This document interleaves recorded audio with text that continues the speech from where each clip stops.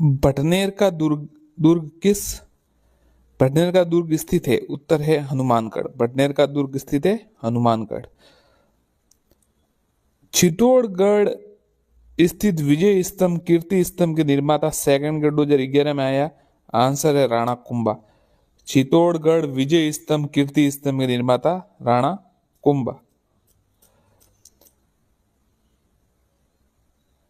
साथियों ने कमेंट किया था कि आप सीधा आंसर बता दिया करें, इसमें ऑप्शंस नहीं बताया तो हम सीधा वैसे ही बता रहे, आंसर बता रहे सीधा आपको। कुमारपाल प्रबंध में उल्लेख है कि चित्तौड़ के किले का निर्माता एक मौर्य राजा ने कराए, उस राजा का क्या नाम था? आंसर है चित्रांगद मौर्य।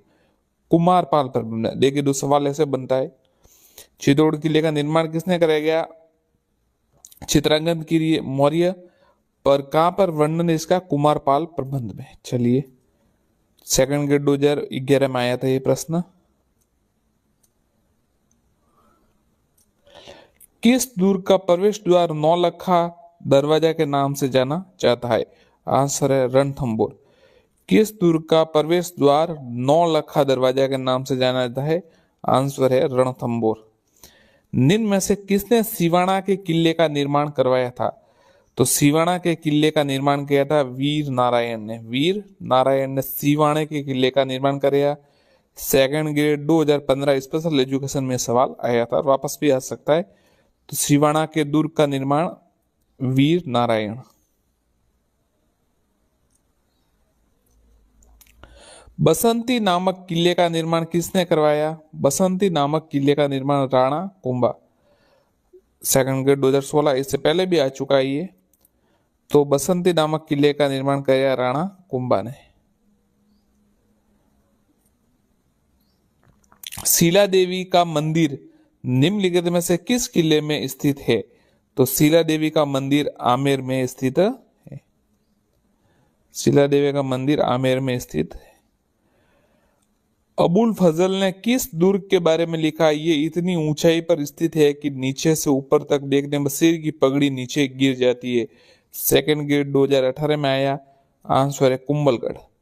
अबुल फजल ने किस दुर्ग के बारे में कहा कि ये इतनी ऊंचाई पर स्थित है कि नीचे ऊपर की ओर देखने पर सिर पगड़ी? तो कुंभलगढ़ दुर्ग। संकट काल में कौन सा किला मेवाड़ के राज परिवार का आश्रय स्थल रहा? संकट काल में कौन सा किला मेवाड़ के राज परिवार का? आंसर है कुंभलगढ़ दुर्ग। किस दुर्ग में कभी जौहर नहीं हुआ? तो देखिए, गागरोन में हुआ, जालोर में हुआ, सिवाना में हुआ, जयगढ़ में कभी नहीं हुआ, तो इसको हटा दीजिए।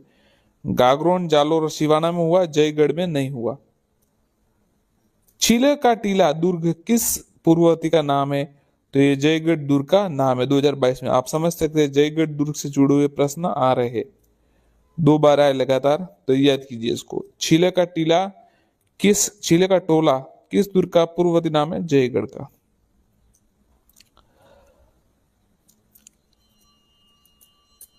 अगर आप सब्सक्राइब करना चाहें तो चैनल को सब्सक्राइब कर सकते हैं, आर के क्लासेस को, और पुरुषार्थ है इसका नाम।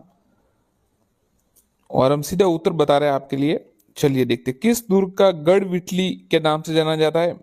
तारागढ़। गढ़ बिटली के नाम से जाना जाता है, तारागढ़ को गढ़ बिटली के नाम से जाना जाता है।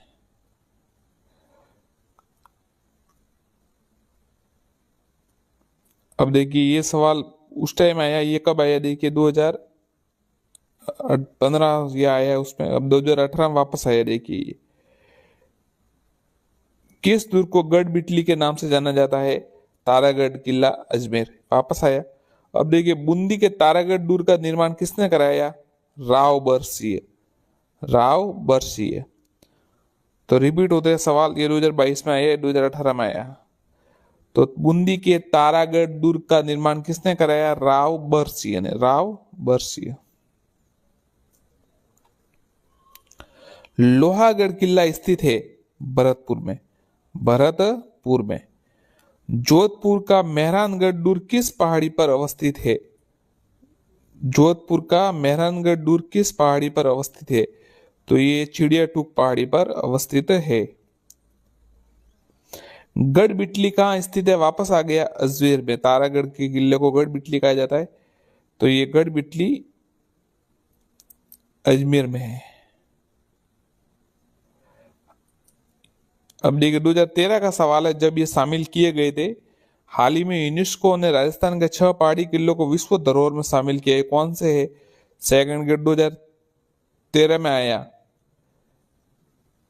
चित्तौड़गढ़, कुंभलगढ़, रणथंभौर, आमेर, जैसलमेर और गागरोन। चीकू, आम, गाजर, ऐसा शॉर्ट। आपको पता है नए सवाल आते हैं तो नई ट्रिक्स आती है, तो उस समय ट्रिक्स आई थी जब मैं तैयारी कर रहा था। चीकू, आम, गाजर। चीकू यानी ची, चित्तौड़गढ़, कुंभलगढ़, रणथंभौर, आम, गाजर। आम जैसलमेर और गाजर, गागरोन, ज से जैसलमेर और र से रणथंभौर। अगला सवाल देखते हैं, निम्न में से किस दुर्ग को यूनेस्को ने विरासत दुर्ग घोषित किया? 2016 में आया आमेर दुर्ग। नहीं किया, अच्छा ये नहीं किया मतलब तो मांडलगढ़ दुर्ग को नहीं किया, जैसलमेर को किया है, आमेर को किया और गागरोन को किया है, मांडलगढ़ को नहीं किया। 2013 में यूनेस्को की विश्व विरासत सूची में कितने दुर्गों को शामिल किया? तो उस समय 6 दुर्गों को शामिल किया था।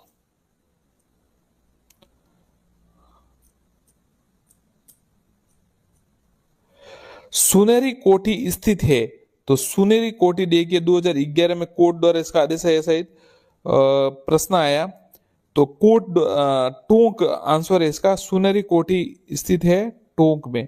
सुनहरी कोठी स्थित है टोंक में।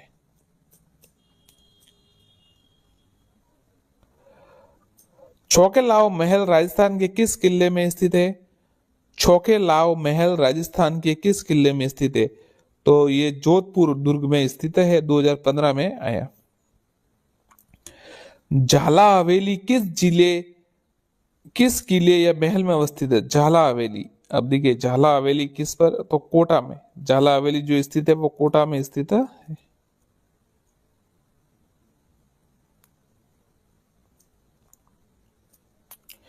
हिसामुद्दीन का संबंध राजस्थान की कौन सी चित्र शैली से है?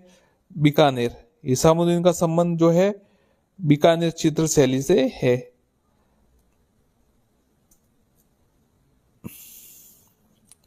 रुकनुद्दीन राजस्थानी चित्रकला की किस शैली में संबंध था? रुकनुद्दीन राजस्थान की किस शैली में संबंध था? आंसर है बीकानेर। आंसर है बीकानेर। निम्नलिखित में से वह कौन सा चित्रकार है जिसका बीकानेर चित्र से संबंध नहीं है? तो देखिए अली राजा का है, अहमद का है, हमीद का है, साई इब्राहिम का इससे नहीं है। तो अली राजा, अहमद और हमीद है, ये बीकानेर संबंधित सेकंड ग्रेड 2022 में आया। किशनगढ़ प्रसिद्ध चित्र शैली था। किशनगढ़ शैली का प्रसिद्ध चित्रकार था नागरीदास, बनी ठनी नागरीदास। सीताराम, बदनसिंह, नानकराम चित्रकाल किस चित्रकला से संबंधित थे? तो देखिए सीताराम, बदनसिंह और नानकराम ये सब किशनगढ़ शैली से संबंधित थे। किशनगढ़ चित्र शैली के संरक्षक सावंत सिंह की मृत्यु कहाँ हुई? वृंदावन। देखिए बहुत ही अच्छा सवाल है। अब ज्यादातर ऐसा आता है कि वो किशन सिंह, जो सावंत सिंह का नाम आता है, मोनालिसा वो पेंटिंग है बनी ठनी उसके बारे में आता है, पर इसमें थोड़ा गहरा पूछा कि किशनगढ़ चित्र कला शैली के संरक्षक सावंत सिंह की मृत्यु वृंदावन में हुई। सेकंड ग्रेड 18 में आए।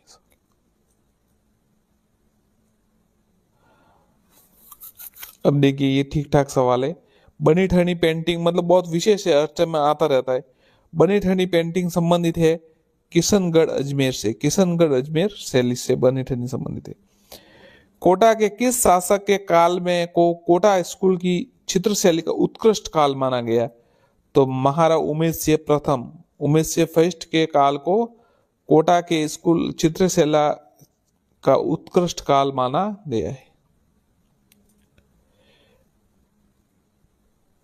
पिछवाई चित्रकला कहाँ की प्रसिद्ध है? पिछवाई चित्रकला नाथ द्वारा की प्रसिद्ध है। सेकंड ग्रेड 2018 में ग्रुप ए में आया है सवाल।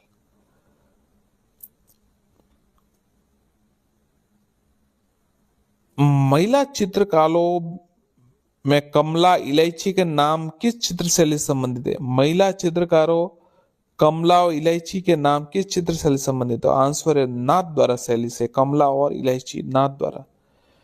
घाणेराव, रिया, भिनाय, जूनिया आदि ठिकाना कला संबंधित है। देखिए घाणेराव, रिया, भिनाय, जूनिया ये सब मारवाड़ स्कूल चित्र शैली से संबंधित है। मारवाड़ स्कूल चित्र शैली से संबंधित है। गोपाल, उदय, हकमा, जीवन चित्रकला किस शैली से संबंधित थे? आंसर है आमेर जयपुर शैली। गोपाल, उदय, हुक्मा, जीवन, गोपाल, उदय, हुक्मा, जीवन ये सब आमेर जयपुर शैली से संबंधित है। किस चित्र शैली में पुरुषों के चेहरों पर चोट व शीर्षक के दाग प्रतिष्ठित है? बहुत ही अच्छा सवाल है, 18 में आया। तो जयपुर में है ना, पुरुषों के चेहरों पर चोट व शीर्षक के दाग बताए गए हैं। चित्रकार मोहम्मद शाह जिन्होंने भगवान कृष्ण का चित्रांकन अपने चित्रों से किया, जयपुर राज्य से संबंधित है, 2022 में आया। चित्रकार मोहम्मद शाह जिन्होंने भगवान कृष्ण का चित्रांकन किया, जयपुर राज्य से संबंधित है। निम्न में से राजस्थान की चित्र कला शैली पर सर्वाधिक मुगलों प्रभाव दृष्टिकोण होता है? जयपुर शैली। जयपुर शैली। निम्न में से राजस्थान की किस चित्र शैली में सर्वाधिक मुगल प्रभाव दृष्टिकोण होता है? दृष्टिकोण जयपुर शैली।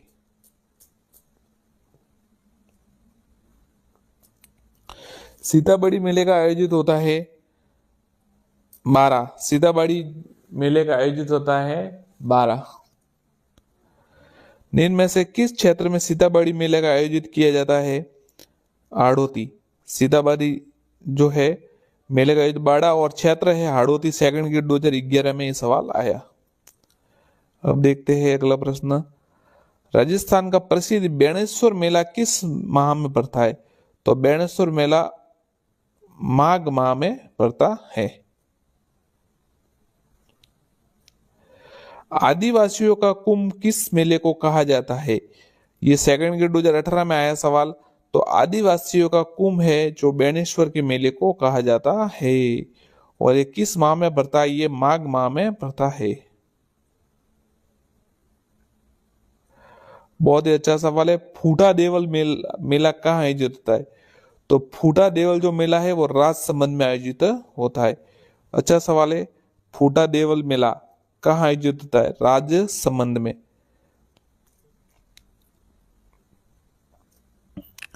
साथियों हमने 6ठी से 12 तक की जो वस्तुनिष्ठ सवाल है वो अपलोड कर दी है, वो भी बिना ऑप्शंस बताए और सीधे आंसर बताए, ताकि काफी कमेंट आए थे कि आप ऐसा बताए। तो ये पेपर भी हम ऐसे ही हल करवा रहे हैं, पुराने पेपर, कि इसमें सीधा उत्तर बता दे रहे हैं ताकि टाइम भी कम लगे और आपको कंफ्यूजन भी ना हो। तो हम सीधा उत्तर बता रहे हैं। तो आप अगर प्ले लिस्ट में देखना चाहे तो प्ले लिस्ट में जाकर देख सकते हैं ये पेपर।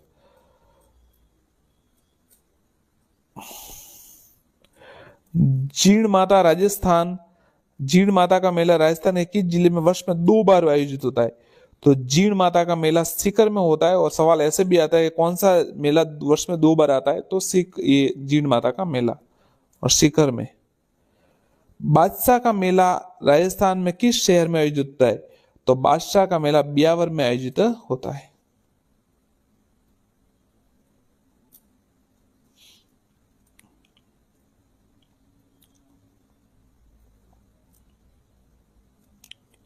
गुग्गा जी का मेला किस माह में पड़ता है? गुग्गा जी का मेला भाद्रपद में पड़ता है। सेकंड ग्रेड 2018 में सवाल आया। गुग्गा जी का मेला पड़ता है भाद्रपद में। निम्नलिखित में से किस स्थान पर बोहरा समुदाय का प्रमुख उर्स लगता है? बोहरा समुदाय का प्रमुख उर्स लगता है गलियाकोट बाबा फखरुद्दीन की दरगाह पर। गलियाकोट डूंगरपुर है, बाबा फखरुद्दीन की दरगाह पर बोहरा समुदाय का प्रमुख उर्स लगता है। 16 में सवाल आया था ये। अब आपको असंगत बताना है। देखिए असंगत बताना है। चंद्रभागा झालावाड़ बिल्कुल सही है। कजली तीव बूंदी सही है और शीत महोत्सव माउंट आबू सही है। ये मोमासर उत्सव है ना, इसमें जोधपुर ले गए, गलत है, बीकानेर इसका आंसर है। गुडला त्योहार किसकी स्मृति में मनाया जाता है? बहुत ही अच्छा सवाल है, राव सातल।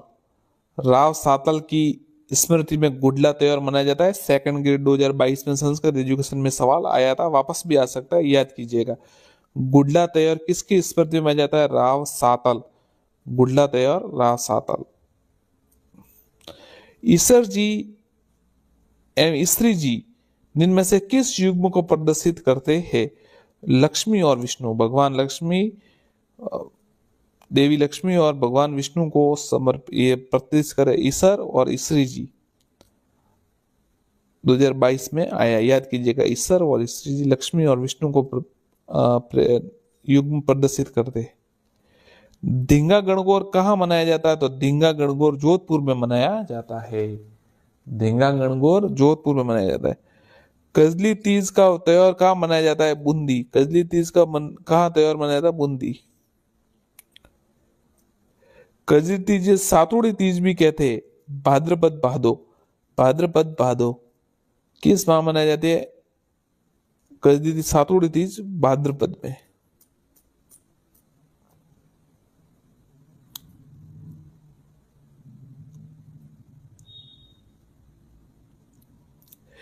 हिंदू पंचांग के अनुसार छोटी तीज का त्योहार किस माह में आया जाता है?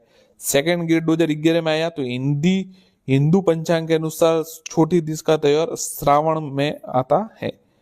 जयपुर में तीज की सवारी किस माह में निकाली जाती है? श्रावण में। जयपुर में तीज की सवारी है वो श्रावण माह में निकाली जाती है।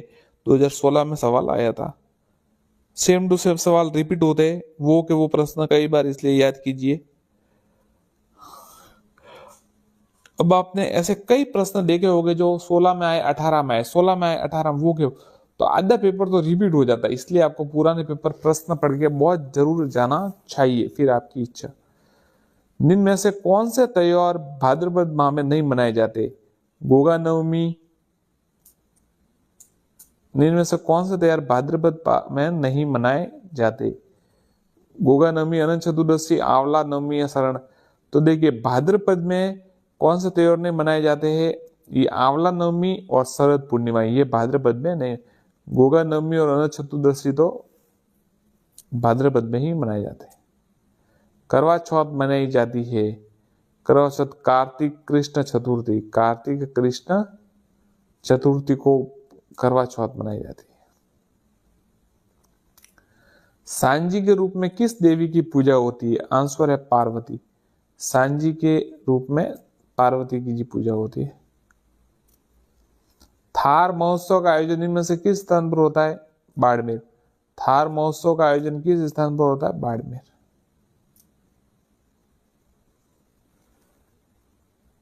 थार महोत्सव का आयोजन बाड़मेर में होता है।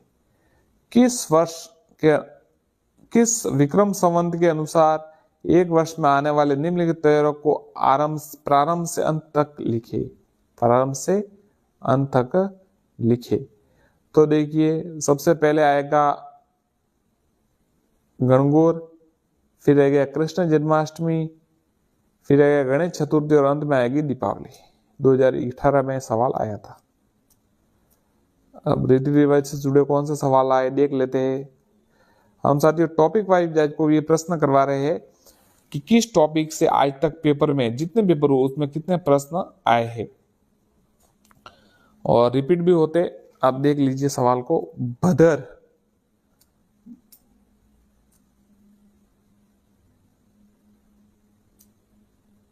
भदर का संबंध किससे है? भदर का संबंध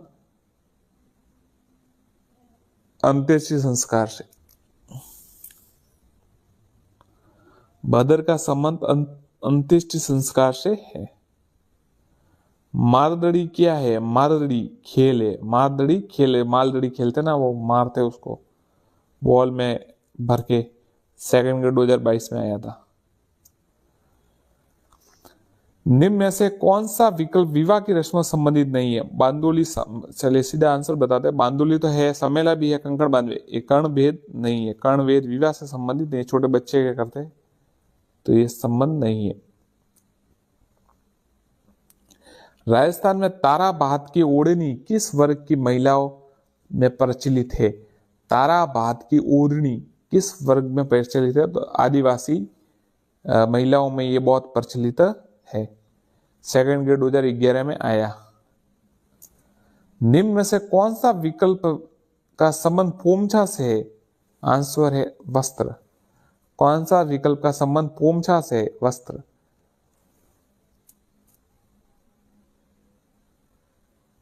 वस्त्र रंगने की मलयगिरी पद्धति में किस रंग की प्रधानता है? भूरा। वस्त्र रंगने की मलयगिरी पद्धति में किस रंग की प्रधानता है? भूरा।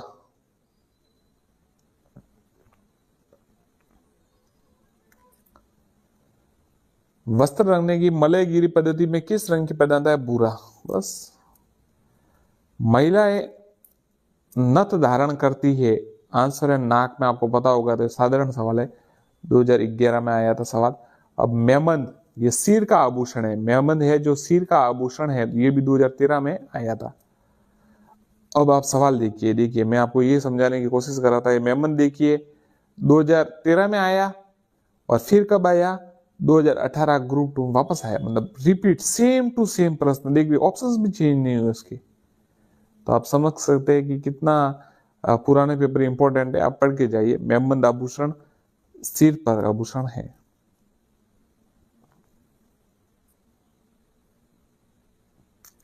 मादलिया कहाँ पहना जाता है? तो मादलिया जो है आपको पता है गले में पहना जाता है। ये 2000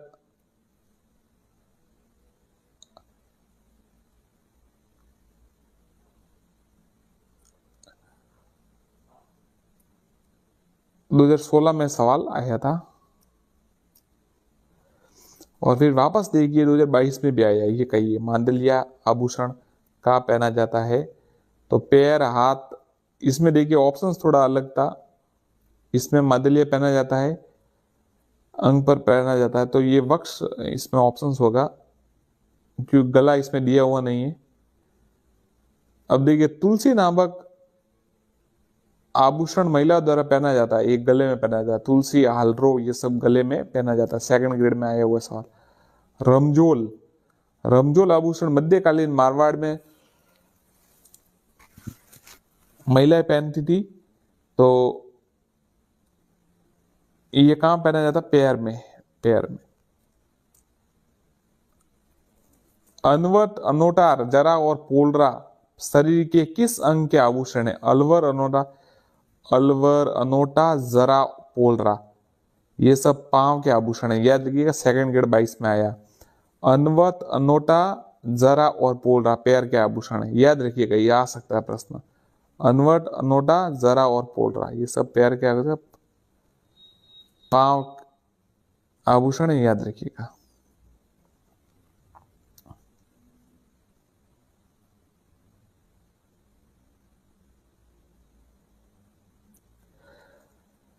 निम्न में से आभूषणों की सूची।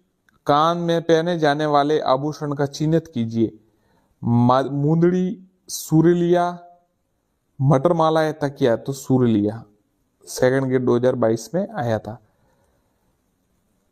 कान में पहने जाने वाली आभूषण को चिन्हित कीजिए। सूरलिया। फिर सवाल है, कौन सा पुरुष का आभूषण है? तो पुरुष का आभूषण है छैलकड़ी। छैलकड़ी जो है वो पुरुष का आभूषण। वालर नृत्य संबंधित है। वालर नृत्य संबंधित है, गरासिया जनजाति से संबंधित है। इसको तो आप देख सकते हैं आराम से। वालर नृत्य जो है गरासिया जनजाति से संबंधित है। निम्न में से किस जनजाति में वालर, देखिए सवाल देखिए 2011 में आया ये का, ये 2000 वापस 11 में सेम टू सेम प्रश्न है। वालर गरासिया जनजाति से संबंधित, शायद ये 2016 होगा शायद, ऐसा लग रहा है। अब देखिए ये स्पेशल एजुकेशन 2015 में वापस आया। वालर नृत्य किस जनजाति का है? गरासिया। 2011 2015 में आ गया। अब देखिए ये देखिए वापस। दक्षिण राजस्थान में भील जनजाति का निम्न में से कौन सा नृत्य नाटक रूप में किया जाता है? आंसर है गवरी। दक्षिण राजस्थान की भील जनजाति का निम्न में से कौन सा नृत्य? गवरी।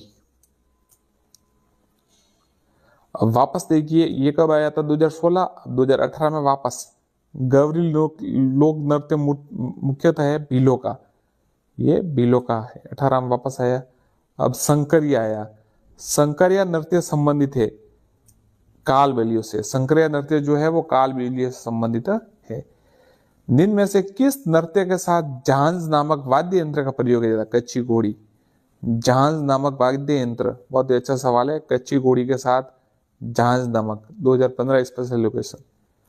अब ये दो सवाल देखिए, गिंदड़ नृत्य का संबंध किस स्थान से है? तो शेखावटी से।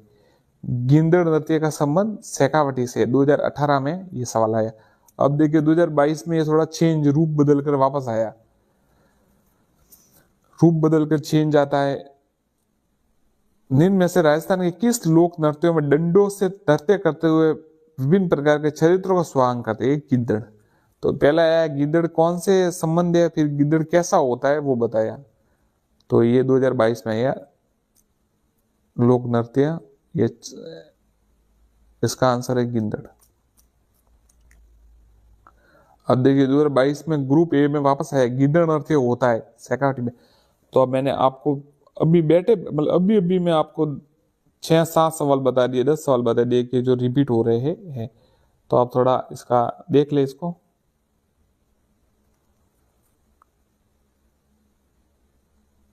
अग्नि नृत्य का उद्गम किस स्थान से हुआ? कथरियासर, कथरियासर बीकानेर, अग्नि नृत्य का उद्गम। लांगुरिया नृत्य है, तो लांगुरिया लोक देवी केला देवी के मंदिर में है, 2016 में आया। फिर देखिए वापस ये अलग प्रकार का थोड़ा प्रश्न, छिद्रित मटका जिसमें दीप जलता है किस, ये गुडला नृत्य की विशेषता है। छिद्रित मटका जिसमें दीप जलता है, 2018 में आया ये गुडला नृत्य। छेड़े किस अवसर पर गाए जाते हैं? ये शिशु मृत्यु पर, शिशु मृत्यु।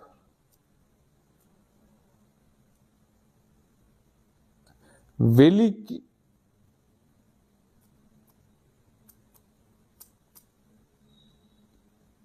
वेली किशन रुक्मणी किस भाषा का ग्रंथ है? उत्तरी मारवाड़ी, उत्तरी मारवाड़ी।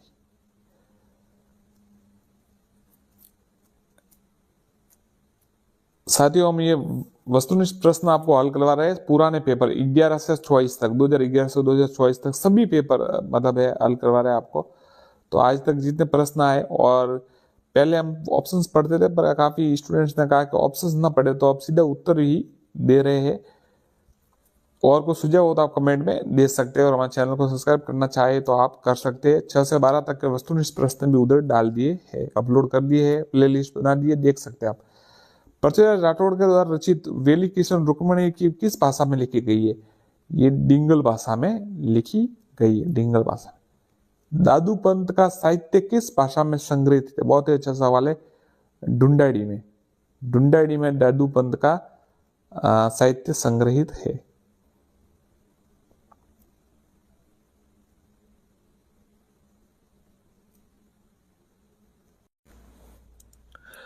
मत्स्य संघ के अंतर्गत निम्न में से कौन सी देशी रियासतें शामिल की गई?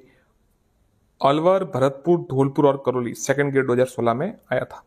एबीडी के, अलवर, भरतपुर, धौलपुर, करौली। फिर मत्स्य संघ में कुल कितनी रियासतें थी? 7, 8, 4, 3। देखिए वो का वो आंसर आता है, ये 4 आंसर इसका। और पहले नाम पूछा गया था, फिर 2022 में ये पूछा गया कितनी रियासतें।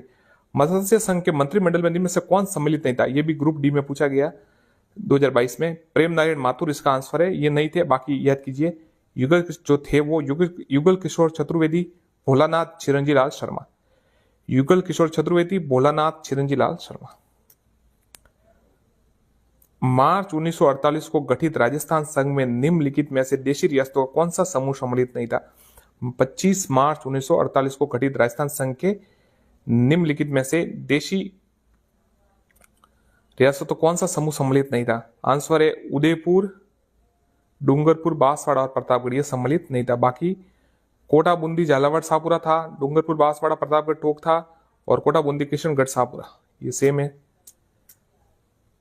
शंकर देव राव समिति का गठन धौलपुर व भरतपुर राज्यों की जनता की इस बात की राय जानने के लिए किया गया था कि वे राजस्थान अथवा उत्तर प्रदेश किस में मिलना चाहते। इस समिति के अध्यक्ष सहित कितने सदस्य थे? बहुत ही अच्छा सवाल है। 2016 में आया 4, 3, 2, 5। आंसर है 3। इसमें अध्यक्ष सहित मतलब 3, एक अध्यक्ष और 2 अन्य सदस्य थे।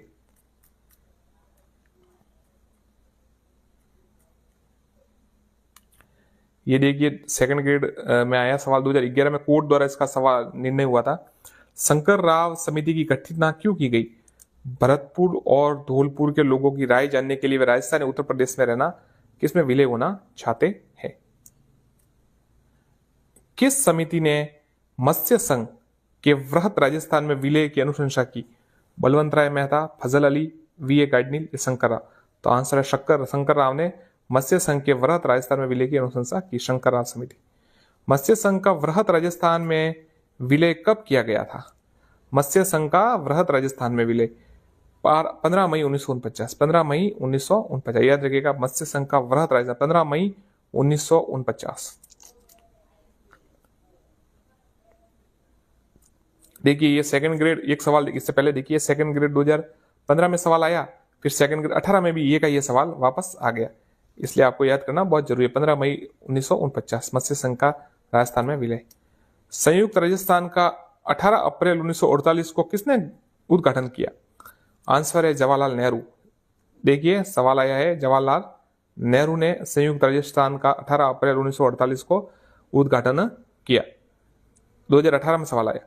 भारत सरकार ने 5 जनवरी 1949 को सिरोही का प्रशासन सरकार को सौंपा। मध्य प्रदेश, बंबई, गुजरात, राजस्थान।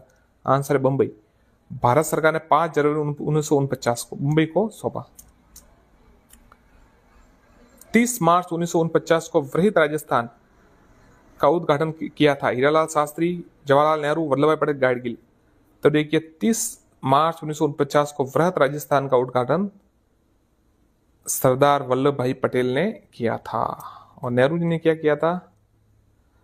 नेहरू जी ने संयुक्त राजस्थान का किया था और वृहत राजस्थान का किया था जवाहरलाल नेहरू ने, माफ कीजिएगा सरदार वल्लभ भाई पटेल ने, और संयुक्त का किया था नेहरू जी ने।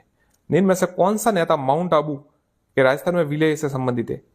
ये देखिए गोकुल भाई भट्ट। गोकुल भाई भट्ट 2022 में आया।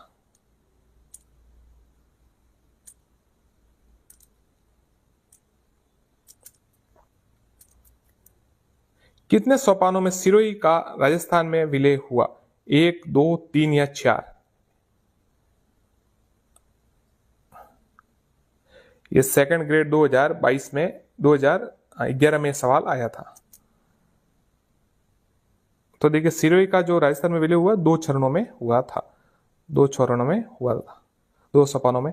अजमेर का राजस्थान में विलय हुआ था। अजमेर का राजस्थान में विलय हुआ था, ये हुआ था 1956 में। सेकंड ग्रेड में आया था ये।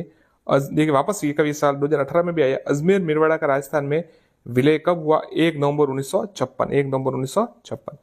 देखिए फिर देखिए वर्तमान राजस्थान का राज्य के गठन के संबंध सारी प्रक्रिया संपूर्ण हुई 47, 48, 49, 56। आपको पता है 1 नवंबर 1956 को हुआ था ये वर्तमान राजस्थान।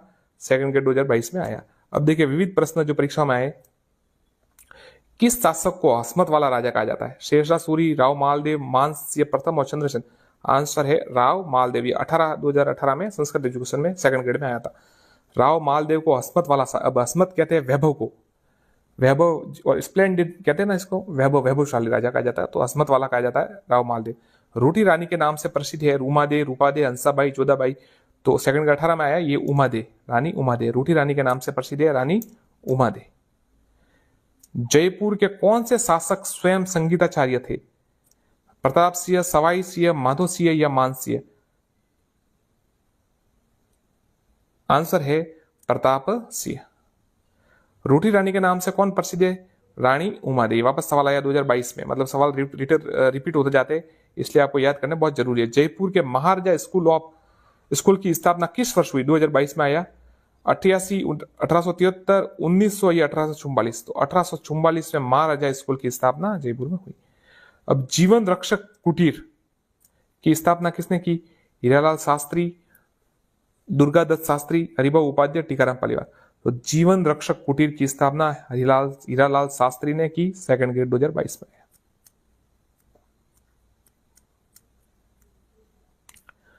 कला से संबंधित प्रश्न देखिए, लोक देवी देवता से जो भी आज तक परीक्षा में आए हैं पेपरों में वो देखते हैं। राजस्थान की संस्कृति में ओरण से संबंधित है एक विशेष आभूषण, पर्यावरण संरक्षण की परंपरा, एक लोक उत्सव, एक विशिष्ट भोजन। तो देखिए ओरण से संबंधित है पर्यावरण संरक्षण की एक परंपरा। आपको पता है ओरण कहते हैं भगवान, जैसे ऐसे कह देते कि देवता को ओरण, तो वो पेड़ पौधे पेड़ काट नहीं सकते और वो सुरक्षित रहते, तो ये पर्यावरण संरक्षण की परंपरा है। सेकंड ग्रेड 2022 में आया। निम्नलिखित में से कौन सा सुमिलित नहीं है? गोगा जी, गोगा मेडी सही है ना? हाँ। पाबू जी, कोलू कोलू मंड फलादी बिल्कुल सही है। तेजा जी प्रबस्यर सही है। मल्लीनाथ जी पिछकिया नहीं है, ये गलत है। मल्लीनाथ जी पिछकियाक नहीं है। अब देखिए अगला प्रश्न देखिए 2011 में आया था, आपको इनको मिलान करना है। अड़बूजी बैंगटी फलोदी और देवनारायण जी देहमाली, देवनारायण जी देहमाली। मल्लीनाथ जी होगा ये जीलवाड़ा और गोगा जी ददरेवा चूरू। अब लोक देवता जो गोगा जी किसके समकालीन थे? महमूद गजनी, महमूद गोरी, इल्तुतमिश, अलाउद्दीन। लोक देवता गोगा जी महमूद गजनी के समकालीन थे। स्पेशल एजुकेशन 2018 में सवाल आया है। साथियों पुराने पेपर हम आपको हल करवा रहे हैं। ये हमने एक पोल कराया था अपने चैनल पर कि आप कौन से प्रश्न सबसे ज्यादा देखना चाहते हैं, तो 63% लोगों ने कहा है, जो साथी जो पढ़ रहे हैं उन्होंने कहा है कि हम पुराने पेपर सॉल्व देखना चाहते, तो हम वही करवा रहे हैं। साथ में राजस्थान जीके के वस्तुनिष्ठ सवाल के बारे में भी कहा है और इंडिया जी के लिए बिल्कुल कम वोट आए तो वो हम नहीं करवा रहे, वो भी साथ में करवा देंगे, पर पहले ये करवा देते हैं। और इससे पहले मैंने काफी वीडियो डाल दिए, ये जो पेपर हम पुराने करा रहे, काफी पेपर लगभग 1.5-2 घंटे का तो हो गया होगा, तो आप देख सकते हैं वीडियो देखना चाहे तो। और ये भी हम लगातार कर रहे हैं। चैनल को सब्सक्राइब अगर करना चाहे तो जरूर कीजिएगा, आपको ठीक लगे तो, नहीं तो कोई बात नहीं। और आर के क्लास है, सब्सक्राइब करना चाहे तो कर सकते हैं। और राजस्थान अध्ययन के अगर 6 से 12 तक आप वीडियो देखना चाहते तो हमने डाल दिए है, तो पूरे वस्तुनिष्ठ राजस्थान अध्ययन के 6 से 12 तक के वहां आपको मिल जाएगी, देख सकते हैं। रिखिया, ब्यावले और नेजा निम्न में से किस लोक देवता से संबंधित है? तो ये रामदेव जी से संबंधित है। तल्लीनाथ जी, तेजा जी, देवनारायण जी, पाबू जी, आपको मिलान करना है। तो देखिए तल्लीनाथ जी पांचवटा गांव जालोर बिल्कुल सही है। तेजा जी प्रबसर नागौर, देवनारायण जी ये आसिन भिलवाड़ा और पाबू जी कोलू गांव फलोदी। पाबू जी का तीर्थ स्थल है ठिकरिया गांव, जोधपुरिया गांव, कोलू गांव, पंचोटा गांव। आंसर है कोलू गांव, 2018 में आया। पाबू जी का अवतार माना जाता है शत्रुघ्न, लक्ष्मण, भरत या राम का। आंसर है लक्ष्मण का। किस लोक देवता को स्मृति में तिलवाड़ा का मेला पड़ता है? अरबूजी, पाबूजी, गोगोजी, मल्लीनाथ जी। आंसर है मल्लीनाथ जी। लोक देवता की स्मृति मल्लीनाथ जी। तिलवाड़ा का मेला मल्लीनाथ जी के। लोक देवता मल्लीनाथ जी का मंदिर है खडनाल, रुणेचा, ददरेवा, तिलवाड़ा। आंसर है तिलवाड़ा। अब आप इसका पैटर्न देखिए, ये आया है कि लोक देवता मल्लीनाथ जी का मंदिर तिलवाड़ा में आया, ये 2022 में ग्रुप सी में आया। अब ये का ही सवाल देखिए, ग्रेड सेकंड 2015 स्पेशल एजुकेशन, मतलब सवाल रिपीट हो रहे हैं अलग अलग परीक्षाओं में वापस आते, तो इसलिए देख के जाइए ताकि कम से कम ये तो गलत ना हो।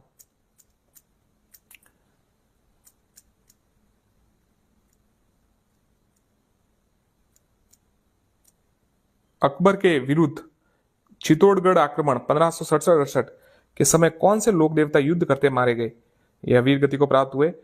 फत्ता जी, बिग्गा जी, मल्लीनाथ जी, वीरकला जी। वीरकला राठौड़ जो थे अकबर के विरुद्ध के समय 1567-68 में जो युद्ध हुआ था उस समय वीरगति को प्राप्त हुआ। लोक देवता कल्ला जी राठौड़ के समय मेवाड़ समकालीन मेवाड़ शासक कौन था? तो देखिए महाराणा प्रताप, उदय सिंह, अमर सिंह, जगत सिंह। तो कल्ला जी राठौड़ के समय जो मेवाड़ के शासक थे वो उदय सिंह थे। निम्नलिखित में से कौन लोक देवता तेजा जी का जन्म स्थल है? ब्यावर, खरनाल, प्रबस्तर, खुर्स, सुरसरा। तो खरनाल है ना, वो तेजा जी का जन्म स्थान है।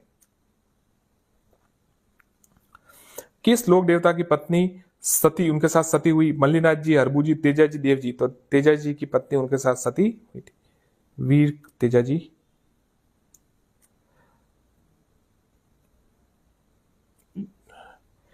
तेजा जी केवल अपने वचन की रक्षा के लिए उन्होंने अपना बलिदान दे दिया, गायों की रक्षा के लिए, और आज वीर तेजा जी के रूप में पूजे जाते हैं। पर्वत स्तर का मेला किस लोक देवता की स्मृति में आयोजित किया जाता है?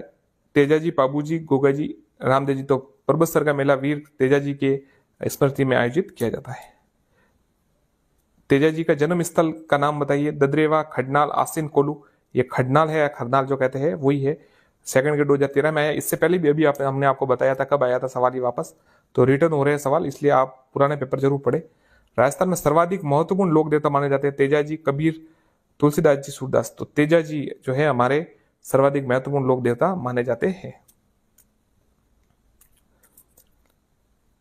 चारण छरजाए से क्या अभिप्राय है? चारण उत्सव, करणी माता की स्तुतियां, चारण लोकगीत, चारण आख्या। तो करणी माता की स्तुतियां, करणी माता जी की स्तुतियां है जो चारण छरजाए कहा जाती है। देश नोक संबंधित है करणी माता से, करणी माता से संबंधित है। निम्न में से किस देवी को शिशु रक्षक लोक देवी माना जाता है? चौथ माता, चींच माता, घेवर माता, महामाया माता। आंसर है महामाया माता, सेकंड के 2018 में आया। शिशु रक्षक लोक देवी माना जाता है।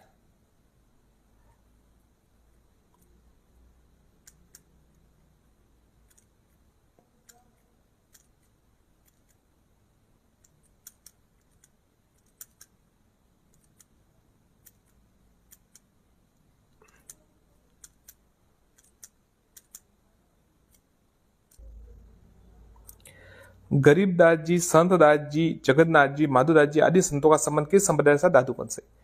निम्न में से कौन विष्णु संप्रदाय के संस्थापक थे? अरबू जी, पाबू जी, जम्बो जी, गोगा जी। आंसर है जम्बो जी। ये सेकंड ग्रेड 2016 में आया था। ठीक है, सरल सवाल है, कई बार आ चुका है और लगभग बच्चों जो स्टूडेंट्स है उनको याद भी हो गया होगा। निम्न में से कौन सा जसनाती संप्रदाय का प्रमुख केंद्र है? धौलीधूप, कतरियासर, गोटमंगलो, मुकाम। तो कतरियासर है जो है बीकानेर, वो जसनाती संप्रदाय का प्रमुख केंद्र है।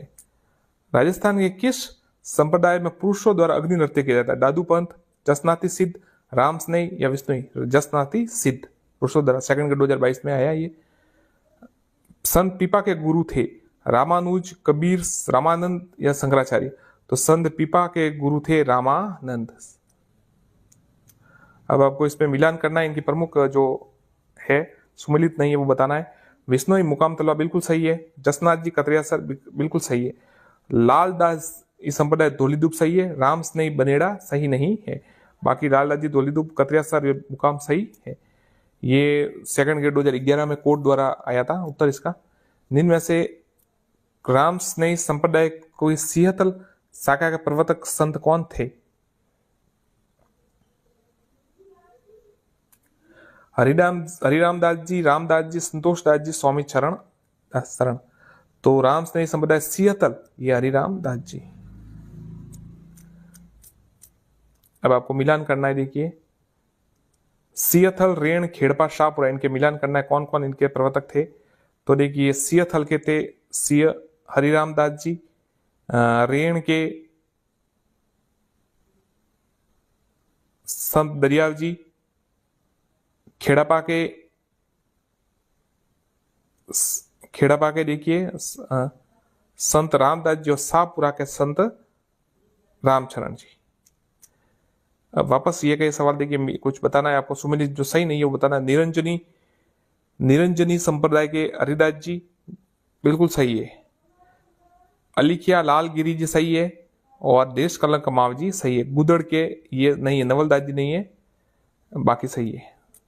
संत मावजी का संबंध है डूंगरपुर से। निम्न में से किसने जयपुर के नाथों का प्रभाव समाप्त कर रामानंद भक्ति परंपरा स्थापित की? पहियार जी स्वामी। आंसर है, यही आंसर है पहियारी जी स्वामी। पहियारी स्वामी जयपुर के में नाथों का प्रभाव समाप्त कर रामानंदी भक्ति का स्थापित की। अजमेर के ख्वाजा मोइनुद्दीन किस सूफी सिलसिला संबंधित थे? सुहारवर्दी, कादिरी, चिश्ती, नक्शबंदी। आंसर है चिश्ती, ख्वाजा मोइनुद्दीन चिश्ती।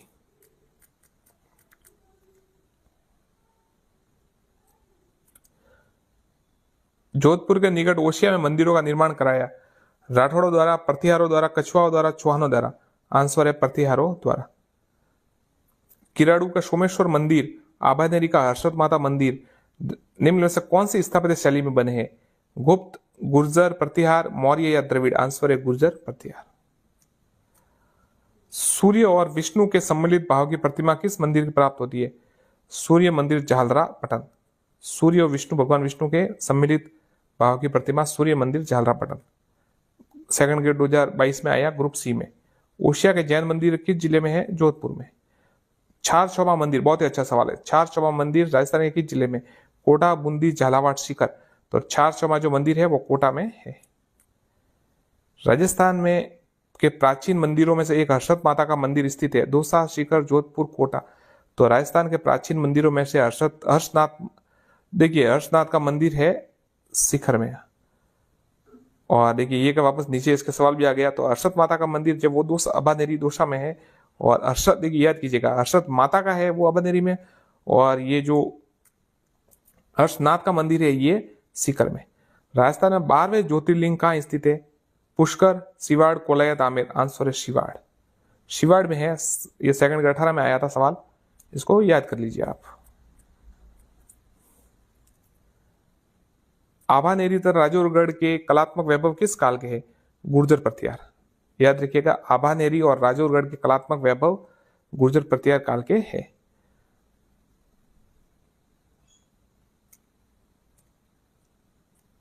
आर के क्लास को सब्सक्राइब करना चाहे तो कर दीजिए। माउंट आबू राजस्थान में दिलवाड़ा मंदिर प्रसिद्ध है, जैन मंदिर कहलाए। दिलवाड़ा मंदिर इसलिए कि वापस दो सवाल आ गए। दिलवाड़ा मंदिर है आबू पर्वत, महावीर जी, जैसलमेर, उदयपुर। तो आबू पर्वत। देखिए एक बार तो सवाल आता है कि आबू पर्वत में कौन सा मंदिर है, फिर आता है कि दिलवाड़ा कहां पर है। तो सेम टू सेम सवाल घूम घूम के आ रहा है। तो पुराने आबू में जैन मंदिर विमल सिंह का निर्माण करता, सेकंड ग्रेड 2022 में आया। तेजपाल, विमल शाह, धनक शाह, वास्तु नाम से पता चल जाता है विमल शाह। नागनेशी माता का मंदिर, देखिए न इसमें स्टार लगा हुआ है। राठौड़ों की कुल देवी नागनेशी माता का मूल मंदिर बाड़मेर जिले के कल्याणपुरा कस्बे में निकट नागना गांव में, परंतु राव जोधा ने जोधपुर स्थित मेहरानगढ़ दुर्ग में भी नागनेशी माता का मंदिर बनाया था। तो इस पर स्टार लगा दिया गया। देखिए मतलब सवाल जोधपुर बाड़मेर दो ऑप्शन हो गए ना, इसलिए शायद। कब आया था यह सवाल? 2022 में ही आया था। निम्नलिखित में से कौन सा युग्म सही सुमेलित नहीं है? द्वारकाधीश मंदिर काकरोली सही है। सुंदर माता मंदिर भीनमाल सही है। आई माता बिलाड़ा सही है। ज्वाला माता सही जोबनेर जयपुर है, ये तलवाड़ा नहीं है। तो ये सही। अकबर से सर्वोच्च मनसब 7,000 किस राजपूत शासक को मिला? राजा भारमल, मोटा राजा उदयसिंह, राजा मानसिंह या भगवंत दास। आंसर है राजा मानसिंह। ये सवाल सेकंड ग्रेड 2018 में आया था। अब देखिए आगे के प्रश्न देखते हैं। 1857 की क्रांति के समय किस पॉलिटिकल एजेंट का सिर काटकर औवा के किले के दरवाजे पर लटका दिया गया था? जॉर्ज लॉरेंस, बर्टन, मैकमोसन या काटम। तो ये देखिए औवा के जो दरवाजे पर लटका गया था मैकमोसन का सर काटा गया था। कोटा में भी एक किसी का काटा गया, बटन का काटा गया था शायद। तो ये सवाल दोनों आते रहते हैं क्योंकि कितनी विशेष घटना है। अगर क्रांति के समय किसी अंग्रेज अधिकारी का सर काट के घुमाया गया है तो वो बहुत विशेष प्रश्न है। तो ये आते रहते हैं। ये प्रश्न सेकंड ग्रेड 2022 में आया था और इससे पहले भी आया है, और बोर्ड की जो अधीनस्थ बोर्ड की परीक्षा होती है उसमें भी आया। तो याद रखिए इसको। औवा में मैकमोसन था और कोटा में बटन था, ये याद रखिएगा।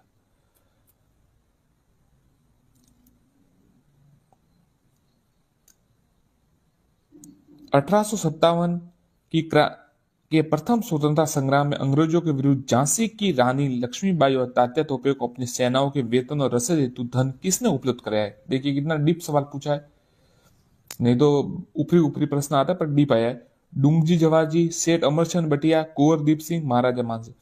तो सेठ अमरचंद बटिया 2022 में आया था ये सवाल। 1857 के विप्लव के समय नीमच में अंग्रेज अधिकारी कौन था? Brigadier Holmes, colonel Abbott, George Patrick Lawrence, major Button. तो देखिए 1857 विप्लव के समय नीमच में अंग्रेज अधिकारी कर्नल एबॉट था। सेकंड ग्रेड 2022 में यह ग्रुप डी में सवाल आया था।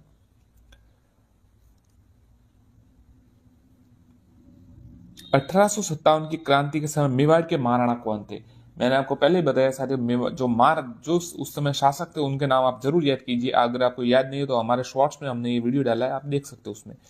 तो ये प्रश्न आते हैं, ये तो मेवाड़ का, सिरोही का, बांसवाड़ा, भरतपुर, इनके सवाल आते, राजा आते कौन थे उसमें, करौली के मदनपाल और सभी आते, बीकानेर के, तो अब याद जरूर के, जयपुर के। तो 1857 की क्रांति के समय मेवाड़ के महाराणा महाराणा स्वरूप सिंह थे। निम्नलिखित में से 1857 की क्रांति में कौन से युद्ध में जोधपुर का पॉलिटिकल एजेंट मैक मौसन मारा गया? काठारिया का युद्ध, छैलावास का युद्ध, नसीराबाद का युद्ध और नीमच का युद्ध। तो ये छैलावास का युद्ध था ना, उसमें ये मैक मौसन मारा गया था। शायद इसको काले गौरव का युद्ध भी कहा जाता है, मुझे थोड़ा मिस हो गया, पर फिर भी मुझे यही कल मैंने पढ़ाया था वापस, तो देख ले सकते हैं ये। तो ये औवा में जो हुआ था, औवा का, और इसमें मैक मौसन का ये सिर घुमाया गया था, लटकाया गया था औवा के किले पर। आगे देखते। विजय सिंह पतिंग से संबंधित निम्न कथनों पर विचार कीजिए। रास बिहारी बोस के क्रांतिकारी दल संबंधित थे, इन्होंने विद्या प्रचारणी सभा की स्थापना की, इन्होंने सेवा समिति की स्थापना की, साधु सीताराम दास के साथ मिलकर एक अखाड़ा स्थापित किया। तो ये चारों सही है, ध्यान रखिएगा, आप इसको याद कीजिए।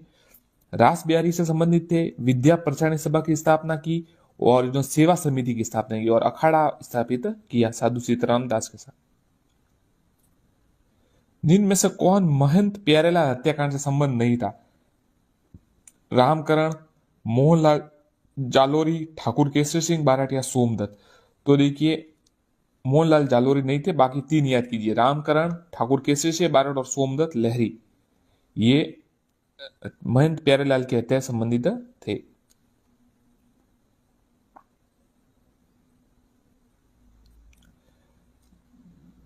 निम्न में से किसने वीर भारत सभा की गठन किया? ये सवाल कल मैंने एक जो राजस्थान अध्ययन पढ़ा रहा था उसमें ये सवाल आया था, तो इसका मतलब साफ है कि वहीं से पेपर बनते हैं और ये देखकर रिपीट हो सकता है। वीर भारत सभा की स्थापना 2015 में ये सवाल आया। केसरी सिंह बारठ, राम नारायण चौधरी, माणिकलाल वर्मा या प्रताप सिंह बारठ। तो केसरी सिंह बारठ ने वीर भारत सभा की स्थापना की, ध्यान गठन किया वीर भारत सभा। उदयपुर में स्थापित देश हितैषणी सभा का मुख्य उद्देश्य क्या था? सती प्रथा उन्मूलन, विवाह संबंधी कठिनाइयों का समाधान, छुआछूत की समस्या का निराकरण, स्त्री शिक्षा का प्रोत्साहन। ये 2022 में आया था। देखिए सर, जब सरल सवाल देना हो तो ऐसे देते हैं कि देश हितैषणी सभा की गठन किसने किया है, ऐसे किया। पर अगर उसको और गहरा करना है तो ऐसे पूछते हैं कि उसका उद्देश्य क्या था। अब इसमें देश हितैषणी सभा देश हित से संबंधित है, पर मूल मुद्दा क्या था? तो मूल मुद्दा था विवाह संबंधी कठिनाइयों का समाधान। याद रखिएगा, विवाह संबंधी कठिनाइयों का समाधान। राजस्थान मध्य भारत सभा का दूसरा अधिवेशन 1919 में कहां संपन्न हुआ? राजस्थान का मध्य भारत सभा का दूसरा अधिवेशन ये सेकंड ग्रेड 2022 में आया, और ये ग्राम सेवक में भी प्रश्न आया था।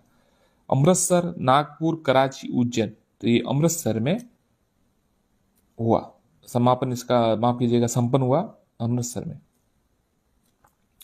साथियों, ये हमारे चैनल है आरके क्लासेज, यही, तो इसको आप सब्सक्राइब जरूर करें। आपको ठीक लगे तो मैं ऐसा नहीं कर दीजिए, आपको अगर उचित लगे कि सवाल ठीक आ रहे हैं तो आप कर सकते हैं, नहीं तो कोई समस्या नहीं। देखिए, हमको ये लिखना पड़ता है कि भाई जो इच्छुक है वो जरूर करे, नहीं तो कोई बात नहीं। चलिए देखते हैं। राजस्थान में सेवा संघ ने राजनीतिक समझौत जागरण फैलाने हेतु अजमेर में जिस साप्ताहिक पत्र का प्रकाशन किया? राजस्थान केसरी, त्याग भूमि, नवीन राजस्थान, यंग राजस्थान। राजस्थान सेवा संघ ने राजनीतिक जागरण फैलाने हेतु, राजस्थान सेवा संघ ने नवीन राजस्थान का प्रकाशन प्रारंभ किया। प्रश्न कब आया था? 2011 में यह सवाल आया था। अब देखिए 2016 में कौन सा सवाल आया? निम्न में से कौन सा समाचार पत्र 1920 में विजय सिंह पथिक ने वृद्धा से प्रकाशित किया? अब इसमें 3 सवाल बनते हैं और यह सवाल आता है, मतलब आता ही है। देखिए, राजस्थान केसरी ऐसा आ सकता है कि राजस्थान केसरी किसने प्रकाशित किया? तो विजय सिंह पथिक ने। अब फिर ये आता है कि इसका प्रकाशन कहां से किया, और उसमें अजमेर, वर्धा, मुंबई और ये 3-4 ऑप्शन आते हैं, तो आपको वर्धा करना है। राजस्थान केसरी का प्रकाशन वर्धा से हुआ, याद रखिएगा, 1920 में।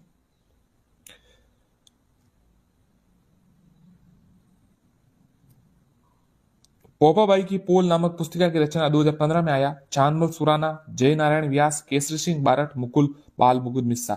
आंसर है जय नारायण व्यास। पोपाबाई पोल नामक पुस्तक की रचना जय नारायण व्यास।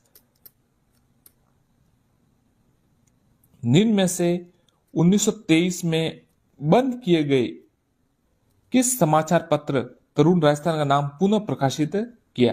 देखिए, जो बंद किया था और फिर तरुण पुरुष के नाम से वापस उसको, मतलब जैसे बयान लगा देते थे ना, तो दूसरे नाम से वो का वो अखबार शुरू कर देते थे।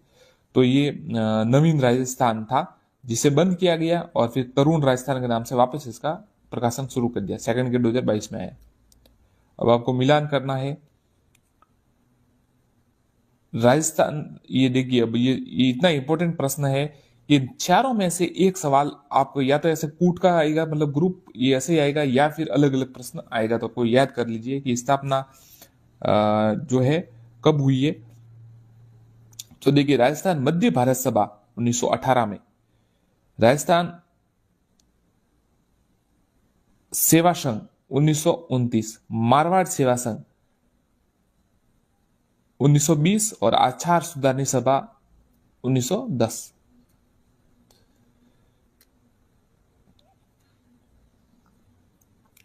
किस आंदोलन के दौरान अंजना देवी चौधरी को 6 महीने के लिए जेल भेजा गया?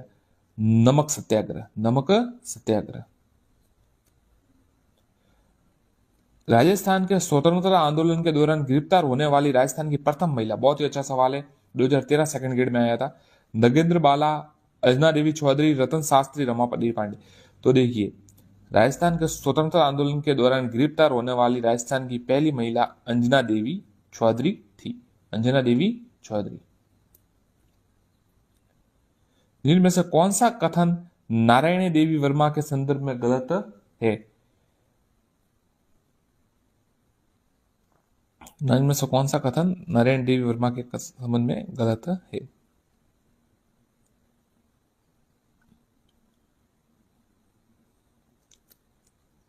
सन 1947 में वीर बाला कालीबाई की घटना किस सही से संबंधी घटना? पूनावाला, रास्तापाल, कब्जा या डाबला। तो देखिए, जो सेंगा भाई और नाना भाई खाड़ थे, उनका संबंध ये रास्तापाल कांड से था।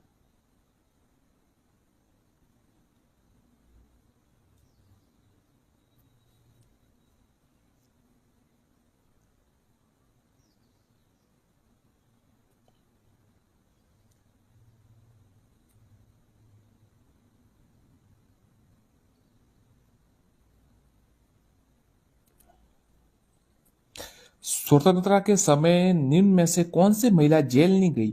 अंजना देवी, नारायण देवी, रत्ना शास्त्री या काली देवी। तो काली बाई है ना, वो नहीं गई। आपको पता है काली बाई तो वो बालिका थी, तो वो जेल नहीं गई।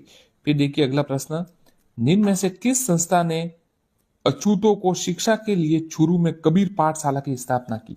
सर्व हितकानी सभा, बीकानेर प्रजामंडल, बीकानेर राज्य परिषद या लोक परिषद। ये सेकंड ग्रेड 2022 में आया। तो सर्व हितकानी सभा ने है ना चूरू में कबीर, ये अछूतों की शिक्षा के लिए कबीर पाठशाला की स्थापना की।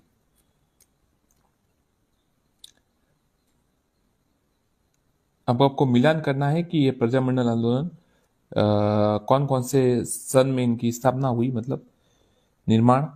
तो देखिए, डूंगरपुर 1944, ध्यान रखिएगा, डूंगरपुर 1944। फिर आया है जयपुर 1931, जयपुर 1931। फिर बीकानेर 1936 और अलवर 1938।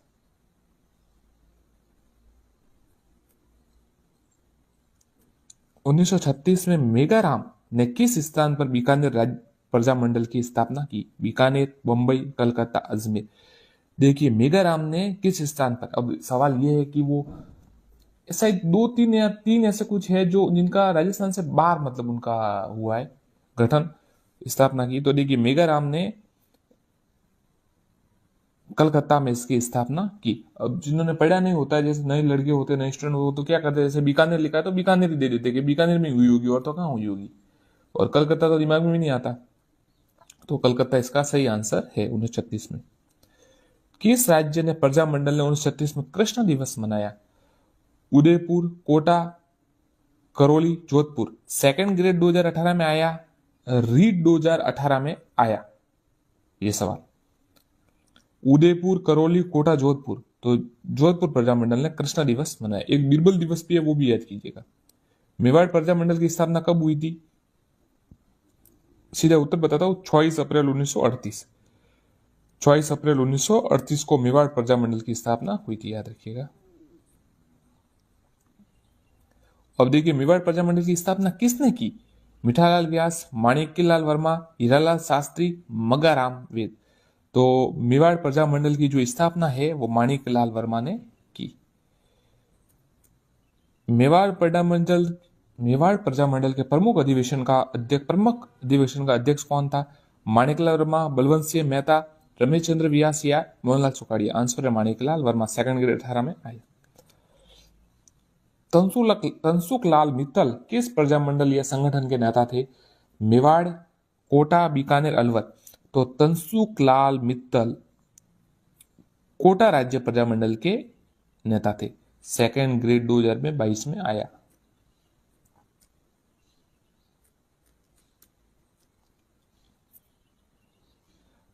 पंडित नैनूराम शर्मा किस प्रजामंडल संबंधित थे? अलवर, मारवाड़, सिरोही या कोटा। पंडित नैनूराम शर्मा, आंसर है कोटा से। डूंगरपुर राज्य प्रजामंडल की स्थापना कब हुई थी? 1943, 1945, 1944, 1946। तो डूंगरपुर राज्य प्रजामंडल की स्थापना 1944 में हुई है। ये 2 बार सवाल आ चुका है, 2016 में आया। एक सवाल तो देखिए सीधा आ गया, एक सवाल इससे पहली वाली में आया था जिसमें मिलान करना था आपको, तो उसमें भी ये डूंगरपुर आया था, याद रखिएगा, 1944। जून 1941 में अलवर राज्य प्रजामंडल द्वारा आयोजित जागीर माफी प्रजा सम्मेलन, बहुत ही अच्छा सवाल है, बहुत ही यूनिक सवाल है, कठिन सवाल है, अलग प्रकार का सवाल है, बहुत गहरा पड़ा होगा उस दिन को आएगा। जून 1941 में अलवर राज्य प्रजा द्वारा आयोजित जागीर माफी प्रजा सम्मेलन राजगढ़ उद्घाटन किसने किया? श्री सत्यदेव विद्यांकर, ये आंसर है इसका, श्री सत्यदेव विद्या अलंकार, सत्यदेव विद्या अलंकार, याद रखिएगा 1941 में।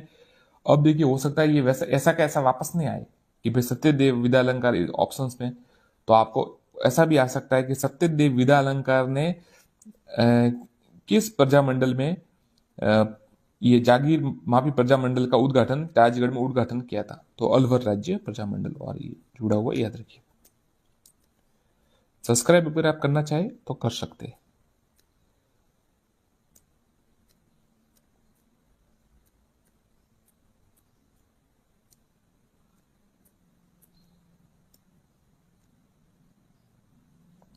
बीकानेर राज्य परिषद का गठन 1942 में किसने किया है? रघुवर दयाल। बीकानेर राज्य प्रजा परिषद का गठन किसने किया है? 1942 में किसने किया? रघुवर दयाल, बीकानेर राज्य प्रजा परिषद। साथियों, मैं देखिए हमारे पास बहुत मैटर है, मतलब स्टडी से मटेरियल से जुड़े हुए, तो हम उनसे वीडियो लगातार बना रहे हूँ। तो आप अगर सब्सक्राइब करना चाहे तो आपको क्या होगा कि आपके पास जल्दी से ये आ जाएगा, नहीं तो वीडियो आपके पास यूट्यूब भेजेगा, नहीं तो आपके पास नोटिफिकेशन आएगा, इसलिए। तो मैटर बहुत ज़्यादा है, फिर भी हम लगातार कोशिश कर रहे हैं, फिर भी दिन में 1-2 घंटे से ज़्यादा वीडियो हम नहीं बना पाते, क्योंकि दूसरा जो मेन काम है वो करना पड़ता है। तो आप सब्सक्राइब जरूर करें, मैटर बहुत पड़ा है, तो परीक्षा तक हम आपको पूरा लगभग करवा देंगे, एक एक से हर चीज का मैटर पड़ा है, तो आप निराश नहीं होंगे, मैं इतना आपको विश्वास दिला सकता हूँ। फिर आपकी इच्छा है, मैं ऐसा नहीं कहता कि कीजिए, क्योंकि ये कोई मुझे इससे कोई ज्यादा इतना नहीं लगता कि सब्सक्राइब कहने से करते हैं कोई, आपकी इच्छा हो तो कीजिए, नहीं तो कोई समस्या नहीं, पर मैटर काफी है, मैं इतना आपको विश्वास दिला सकता हूँ। निम्नलिखित में से डूंगरपुर राज्य प्रजामंडल का प्रथम अध्यक्ष कौन थे? गौरीशंकर उपाध्याय, ठक्कर पप्पा, भोगीलाल पांड्या, माणिकलाल वर्मा। भोगीलाल पांड्या। डूंगरपुर राज्य प्रजामंडल के प्रथम अध्यक्ष कौन थे? भोगीलाल पांड्या। 1939 में किशनगढ़ राज्य प्रजामंडल की स्थापना किसने की? कांति चंद्र छौतानी। कांति चंद्र छौतानी। 1939 में, बहुत ही अच्छा सवाल है, बाकी सब देखिए प्रजामंडल, ये बहुत ही अच्छा सवाल है। किशनगढ़ राज्य प्रजामंडल की स्थापना कांति चंद्र छौतानी ने की, सेकंड ग्रेड 2022 में, सेकंड ग्रेड 2022 में सवाल आया था, कांति चंद्र छौतानी ने की 1939 में। मुंशी त्रिलोक चंद माथुर का संबंध निम्न में से किस प्रजामंडल से रहा? बीकानेर, करौली, जयपुर या मारवाड़? आंसर है करौली। मुंशी त्रिलोकचंद माथुर का संबंध निम्न में से किस प्रजामंडल से रहा? करौली प्रजामंडल। निम्न में से कौन सा षड्यंत्र बीकानेर षड्यंत्र मुकदमे संबंधित नहीं था? उत्तर है रघुवर दयाल। ध्यान रखिए, ये स्वामी गोपाल दास थे, सत्यनारायण सराफ भी थे और बद्री प्रसाद थे। रघुवर दयाल नहीं थे। बीकानेर षड्यंत्र का मुकदमा 2015।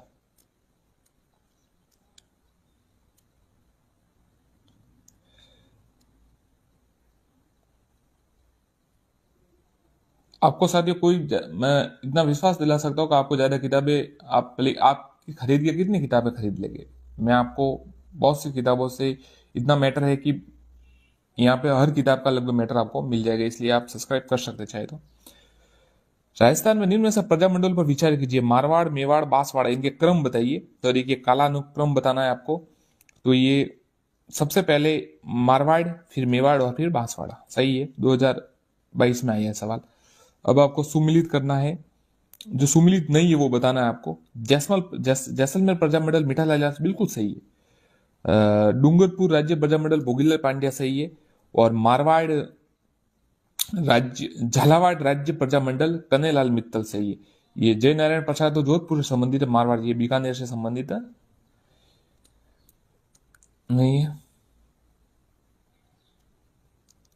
बिजोलिया किसान आंदोलन 1913 में आंदोलन का नेतृत्व किसने किया? साधु सीताराम दास, भोगीलाल पांड्या, हीरालाल शास्त्री, जय नारायण व्यास। तो साधु सीताराम दास, साधु सीताराम दास। देखिए 3 जिन्होंने किया था, आपको पता होगा तो सीताराम दास, विजय सिंह पथिक और 3 जिन्होंने किया था। तो आप याद रखिएगा इसको।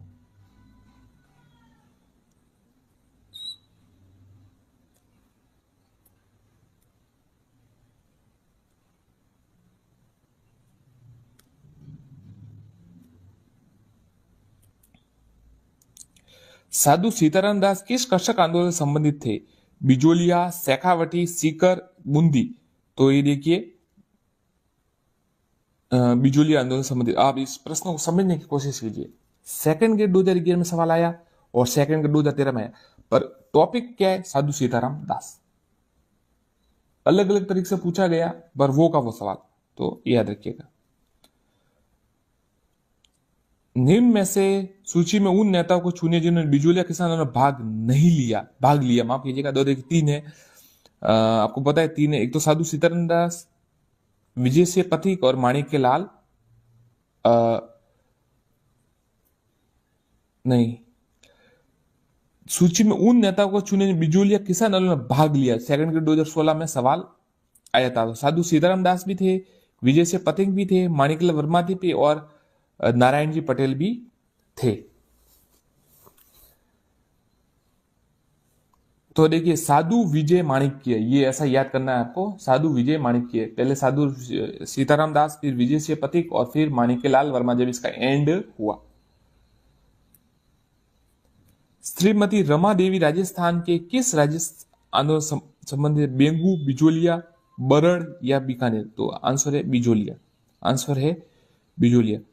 साथियों मैंने अभी कल है ना राजस्थान अध्ययन के जो प्रश्न है उनके 1 लाइनर मैंने अपलोड किए, आप देख सकते हैं ये इससे संबंधित थे और ये मैंने कोई देखे नहीं थे, पर आप देख सकते हैं कि वो के प्रश्न यहाँ आ रहा है। मतलब राजस्थान अध्ययन की बुक भी काफी इंपॉर्टेंट है जो पेपरों में आती है, तो आप जरूर याद कीजिएगा। इनमें से कौन सा बिजोलिया किसान आंदोलन संबंधित नहीं है? छगनलाल सोपासनी वाला, ये नहीं है, छगनलाल सोपासनी वाला नहीं है। बाकी विजय सिंह पथिक, सीताराम दास और माणिकलाल वर्मा तीनों है।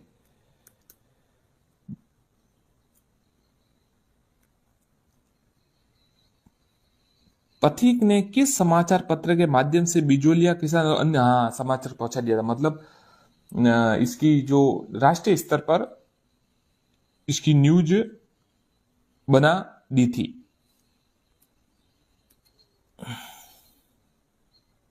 तो देखिए पथिक ने किस समाचार पत्र के माध्यम से बिजोलिया को राष्ट्रव्यापी बना दिया? प्रताप, राजस्थान केसरी, नवीन राजस्थान या प्रभात? तो देखिए जो है आंसर है प्रताप है। क्या है? प्रताप। और एक गणेश शंकर विद्यार्थी का समाचार पत्र था, तो उनके द्वारा इसको राष्ट्रव्यापी बना दिया। अब देखिए साधु सीताराम दास का संबंध किस आंदोलन से था? शिक्षा, गौरक्षा, किसान या जनजाति? तो आपको बता देखिए सवाल वापस आ गया, ये 2022 में आया, किसान। अब देखिए साधुराम सीताराम से जुड़ा हर प्रश्न 13 में आया, 11 में आया, 13 में आया, 15 में आया और ये 22 में आया, मतलब एक प्रश्न जरूर आता है, उसको रट लीजिए आप, ये सवाल आएगा। अब की बात सरल आया, बिजोलिया किसान आंदोलन आया, तो याद कीजिए। अब देखिए निम्न में से कौन बूंदी राज्य में कृषक आंदोलन से संबंधित नेता थे? नैनूराम शर्मा, पंडित न्यूनराम शर्मा जिसे कहते, ये 2015 में आया। नानक भील का संबंध किस आंदोलन से था? बिजोलिया, बूंदी, अलवर या शेखावटी? तो नानक भील का जो संबंध था वो बूंदी से था, 2011 में आया था, कोर्ट द्वारा इसका आंसर तय हुआ था। बरड़ का किसान आंदोलन की किस भूतपूर्व रियासत से संबंधित था? बीकानेर, जयपुर, बूंदी या कोटा? बरड़ का बूंदी से संबंधित था। निम्नलिखित में से किसने मेव कृषक आंदोलन का नेतृत्व किया? मुकरब खा, बख्तावर खा, अशफाक खां, यासीन खां? आंसर है यासीन खां। यासीन खां ने मेव कृषक आंदोलन जो अलवर में हुआ था उसका नेतृत्व किया। कूदन गांव की घटना किस आंदोलन से संबंधित है? सीकर, बीकानेर, बूंदी या बेगू? तो कूदन गांव है जो वो सीकर में है, तो सीकर से संबंधित है। अब देखिए डाबी और डाबड़ा, ये डाबड़ा आया है। डाबड़ा कांड किस क्षेत्र से संबंधित है? अलवर, भरतपुर, सीकर, जोधपुर? तो डाबड़ा है जोधपुर से, 2018। अब आया ठाकुर पंचम सिंह और ठाकुर छतर सिंह का संबंध किस स्थान के आंदोलन? तसीमो, मारवाड़, जयपुर, शेखावटी? तो ठाकुर पंचम सिंह और ठाकुर छतर सिंह का संबंध तसीमो कांड से था। सम सभा की स्थापना किसने की? सेकंड ग्रेड 2022 में, 18 में। मोतीलाल तेजावत, हरदेव जोशी, गोविंद गिरी ने सम सभा की स्थापना की थी। भीलों में धर्म सुधार के लिए भगत पंथ की स्थापना किसने की? मोतीलाल तेजावत, ये आंसर है गोविंद गिरी। सम सभा की स्थापना किसने की थी? देखिए वापस सवाल आया, 18 में आया और 18 में वापस संस्कृत एजुकेशन में भी आया, गोविंद गुरु ने की। वापस आया सम सभा की स्थापना 2016 में आया था, मतलब ये सवाल तो फिक्स है, रट लीजिए। गोविंद गिरी सम सभा कब की वो भी याद कीजिएगा। ऐतिहासिक मानगढ़ से जिले से संबंध आने था। ऐतिहासिक स्थल मानगढ़ राजस्थान के किस जिले में? ये बांसवाड़ा में। मानगढ़ नरसार की घटना कब हुई? ये मानगढ़ ये 1913 में हुई थी, ध्यान रखिएगा 1913 में। मोतीलाल तेजावत का जन्म कहां हुआ? बहुत ही अच्छा सवाल, ये सवाल आया था 2022 में और उससे पहले भी मैंने कई परीक्षाओं में इसका देखा है। कोलियारी, मातकुंडिया, झाडोल, सलम्बर? तो मोतीलाल तेजावत का जन्म कोलियारी में हुआ था। राजस्थान में स्वतंत्रता संघर्ष के द्वारा 1921 में भील आंदोलन का नेतृत्व किसने किया? मोतीलाल तेजावत। मोतीलाल तेजावत ठिकाने के कामदार थे, झाडोल, बांसी, सलूम्बर, बिजोलिया? तो मोतीलाल तेजावत झाडोल ठिकाने के कामदार थे।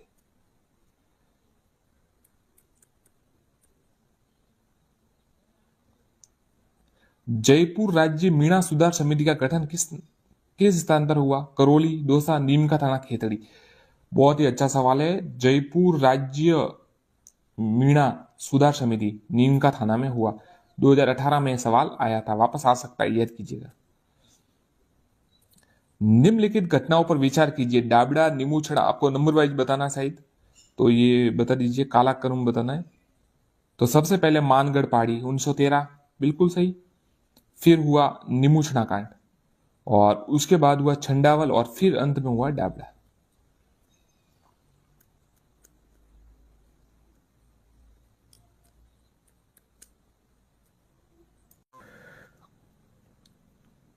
बिजोलिया अभिलेख किस वंश के इतिहास की जानकारी महत्वपूर्ण साधन है? राठौड़, सिसोदिया, चौहान या प्रतिहार? बिजोलिया अभिलेख किस वंश की इतिहास की जानकारी का महत्वपूर्ण साधन है? राठौड़, सिसोदिया, चौहान, प्रतिहार? तो आंसर है चौहान। बिजोलिया अभिलेख के अनुसार सांबर झील का निर्माण किसने करवाया? गोविंदराज, वासुदेव, विग्रहराज या दुर्लभराज? आंसर है वासुदेव। ये सेकंड ग्रेड 2018 स्पेशल एजुकेशन में सवाल आया था। अजमेर की स्थापना के पूर्व चौहानों की राजधानी कौन सी थी? मंडोर, दिल्ली, सांबर या जालोर? तो अजमेर की स्थापना से पूर्व राजस्थान माफ कीजिएगा, चौहानों की राजधानी सांबर थी। और सेकंड ग्रेड स्पेशल एजुकेशन में सवाल आया था। किस चौहान शासक द्वारा जाबालीपुर को ज्वालपुर परिवर्तित किया गया? जगदेव, विग्रह चतुर्थ, देवदत्त या अन्नोराज?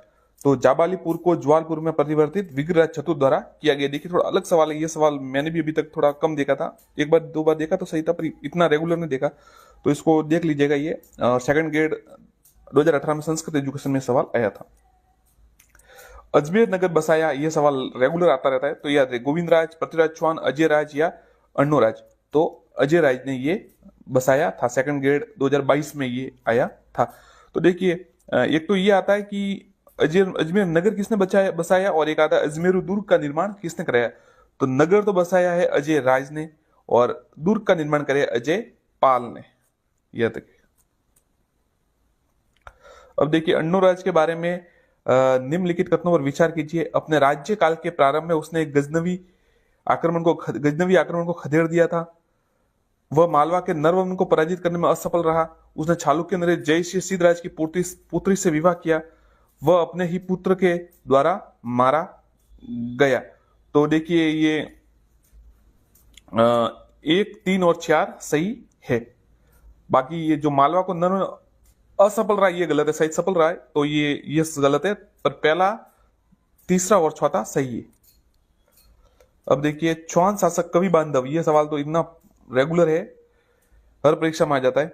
चौहान शासक जो कवि बांधव के रूप में जाना जाता है, सेकंड ग्रेड 2015 में आया। अन्नोराज, विग्रहराज चतुर्थ, अजय राज या पृथ्वीराज द्वितीय? तो आंसर है विग्रहराज चतुर्थ। ललित विग्रहराज का रचयिता सोमदेव किस चौहान शासक के दरबार में था? विग्रहराज चतुर्थ, पृथ्वीराज प्रथम, सोमेश्वर या अन्नोराज? आंसर विग्रहराज चतुर्थ। हरिकेली संस्कृत नाटक के रचयिता कौन है? अजय राज चौहान, विग्रहराज प्रथम, विग्रहराज चतुर्थ, पृथ्वीराज चौहान तृतीय? तो हरिकेली नाटक के रचयिता विग्रहराज चतुर्थ। साथियों इससे जो विग्रहराज चतुर्थ है ना, इनसे जुड़े सवाल लगातार आते रहते हैं। कवि बांधव का आता है, ये हरिकेली नाटक का आता है, ये सोमदेव किसके दरबार में था, ये 2-3 कवियों के नाम आ जाते हैं। तो ये विग्रह चतुर्थ थोड़ा इंपॉर्टेंट है, और स्वर्ण काल भी कहलाता है, तो थोड़ा याद रखिएगा इसको। देखिए वापस आ गया है नाटक ललित विग्रहराज की रचना किसने की? ये 2018 संस्कृत एजुकेशन में वापस आ गया। तो आंसर है सोमेंद्र द्वारा, और ये विग्रह चतुर्थ के दरबार में था। अब वापस आया, देखिए निम्नलिखित में चौहान शासकों में किस शासक को बिसल देव के नाम से जाना जाता है? तो आंसर है विग्रहराज चतुर्थ। जो चौहान शासक है इनमें से जुड़े हुए, या तो पृथ्वीराज चौहान के बारे में सवाल आता है, या इस विग्रहराज के बारे में सवाल आता है, या फिर अजय राज जो अजय पाल के बारे में सवाल आता है। तो याद रखिएगा। किस चौहान वंशीय शासक ने प्रताप लंकेश्वर की उपाधि धारण की थी? अब देखिए ये सवाल कितना इंपॉर्टेंट है, प्रताप लंकेश्वर। तो आंसर है सोमेश्वर। सोमेश्वर ने प्रताप लंकेश्वर की उपाधि धारण की। संस्कृत एजुकेशन 2022 सेकंड ग्रेड में सवाल आया। वह चंदेल शासक जिसे पृथ्वीराज चौहान ने हराया? नागार्जुन, आला, परमदी देव, जयचंद? तो आंसर है परमदी देव, और आला उदल इसके सेनापति थे। और आला उदल ने बहुत पृथ्वीराज चौहान से बहुत मजबूती से युद्ध लड़ा था। और वो जैसे हमारे यहाँ पृथ्वीराज चौहान काफी महान माने जाते हैं और मतलब वीर, तो वहां उन्हें आला उदल, क्योंकि वो उनकी तरफ से लड़े थे मध्य प्रदेश, ये परमदी देव, तो वहां से उन्हें भी उनका मतलब बहुत वीर सैनिक माना जाता है, सिपाही माना जाता है, सेनापति थे वो। पृथ्वीराज चौहान तृतीय का समकालीन चंदेल शासक था। परमदी देव, जय वर्मा, कीर्तवर्मा, यशोवर्मा? तो समकालीन जो चंदेल शासक था परमदी देव था। सेकंड ग्रेड 2011 में सवाल आया। भंडारकों का पूर्णतया दमन निम्न में से किसने किया? सोमेश्वर, अजयराज, पृथ्वीराज तृतीय या विग्रहराज? तो ये पृथ्वीराज चौहान तृतीय है ना, जो अंतिम जो शासक थे, पृथ्वीराज चौहान तृतीय, इन्होंने भंडारकों का पूर्णतः दमन किया। अब देखिए साथियों, दिल्ली सल्तनत से जुड़े हुए प्रश्न जो अभी तक परीक्षाओं में आए हैं, दिल्ली सल्तनत, मेवाड़ और रणथंभौर का संबंध जो है, इनसे जुड़े हुए प्रश्न हम यही करा रहे हैं आपको। इससे पहले भी हमने काफी वीडियो अपलोड किया है जिसमें पुराने पेपर के जो प्रश्न है डाले, और ये आज वापस हम कर रहे हैं और टॉपिक वाइज डाल रहे हैं कि इस टॉपिक से इतने प्रश्न बने, इस टॉपिक से, तो आपको अंदाजा लगे किस प्रकार के प्रश्न बन रहे हैं, और वापस रिपीट भी हो रहे हैं। सबसे बड़ी बात है कि रिपीट हो जाते हैं। अब विग्रहराज का आपने देखा हर मतलब 3-4 परीक्षा लगातार आया वो प्रश्न, तो आप देख सकते हैं इसमें भी होगा। देखिए, रणथंभौर के चौहान राजवंश का संस्थापक कौन था? जयद्रथ, अमीर, वीर नारायण, गोविंद राय। आंसर है गोविंद राय। रणथंभौर के चौहान राजवंश का संस्थापक गोविंद राय, सेकंड ग्रेड 2022 में। वह खिलजी सुल्तान जिसने रणथंभौर के अमीर को पराजित किया? अलाउद्दीन खिलजी, जलालुद्दीन खिलजी, मुबारक शाह खिलजी या खिज्र खां खिलजी, जिसे मतलब रणथंभौर के अमीर देव चौहान ने पराजित किया, तो जलालुद्दीन खिलजी को पराजित किया था। अब देखिए, ये सवाल तो इतना इंपॉर्टेंट है कि ये कई बार आ चुका है।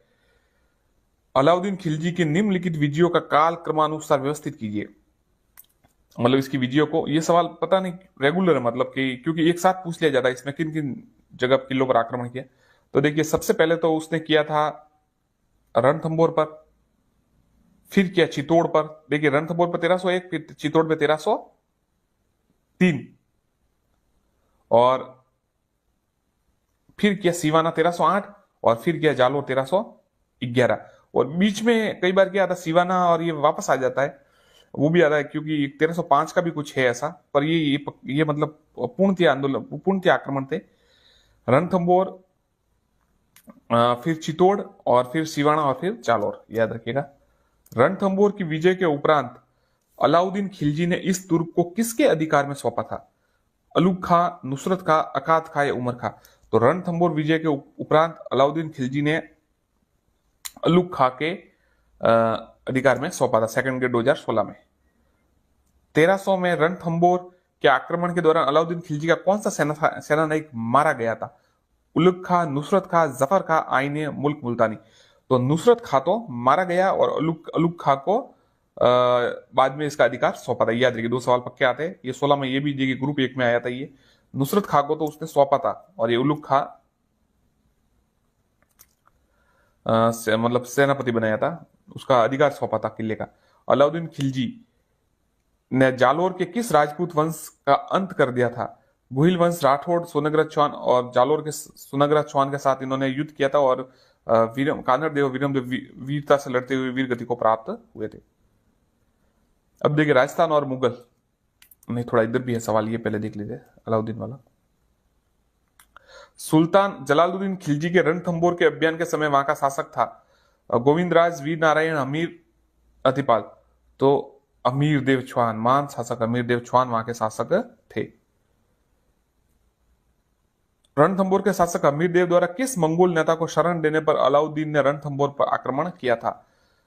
तैमूर, मोहम्मद शाह, खैबरू या मोहम्मद खान? तो 2-3 दोनों ऑप्शन दिए इसमें, मोहम्मद शाह भी है और खैबरू भी है। दोनों को, अलाउद्दीन के 2 सेनापतियों को जो थे, उनको नेता को अमीर ने मोहम्मद शाह और खैबरू नामक मंगोल विद्रोहियों को अलाउद्दीन के विरुद्ध शरण। अंततः यह प्रश्न तकनीकी रूप से त्रुटिपूर्ण था। तो ये सवाल के 2 उत्तर थे। 1303 में अलाउद्दीन खिलजी के चित्तौड़ अभियान के दौरान कौन सा इतिहासकार साथ था? जियाउद्दीन बर्नी, अमीर खुसरो, फरिश्ता, मीनू सिराज? तो अमीर खुसरो उस समय साथ था। अमीर खुसरो सल्तनत काल के 7 शासकों के साथ रहा, और उस समय अलाउद्दीन खिलजी के चित्तौड़ अभियान के समय इतिहासकार साथ था। निम्न में से किस रचना में अमीर खुसरो ने चित्तौड़ पर अलाउद्दीन खिलजी का आक्रमण का वर्णन किया है? तो देखिए, अलाउद्दीन खिलजी के चित्तौड़ आक्रमण पर का वर्णन अमीर खुसरो ने खजाइन उल फुतह में किया। ध्यान रखिए, खजाइन उल फुतह में। 1303 में सेनानायक गोरा और बादल किसकी सेना में युद्ध करते वीर गति को प्राप्त हुए? ये सेकंड ग्रेड 2022 में आया। जलालुद्दीन खिलजी, अलाउद्दीन खिलजी, मोहम्मद खिलजी, फतेह खान? गोरा बादल किसकी सेना से? तो अलाउद्दीन खिलजी से जो है चित्तौड़ के ये गोरा बादल सेनापति थे, और युद्ध होते हुए वीर गति को प्राप्त हुए। अमीर खुसरो किस रचना में चित्तौड़ पर अलाउद्दीन खिलजी का आक्रमण का वर्णन करता है? किरानुसादीन, तारीख अलाई, खजाइनुल फतह, इजाज खुसरवी?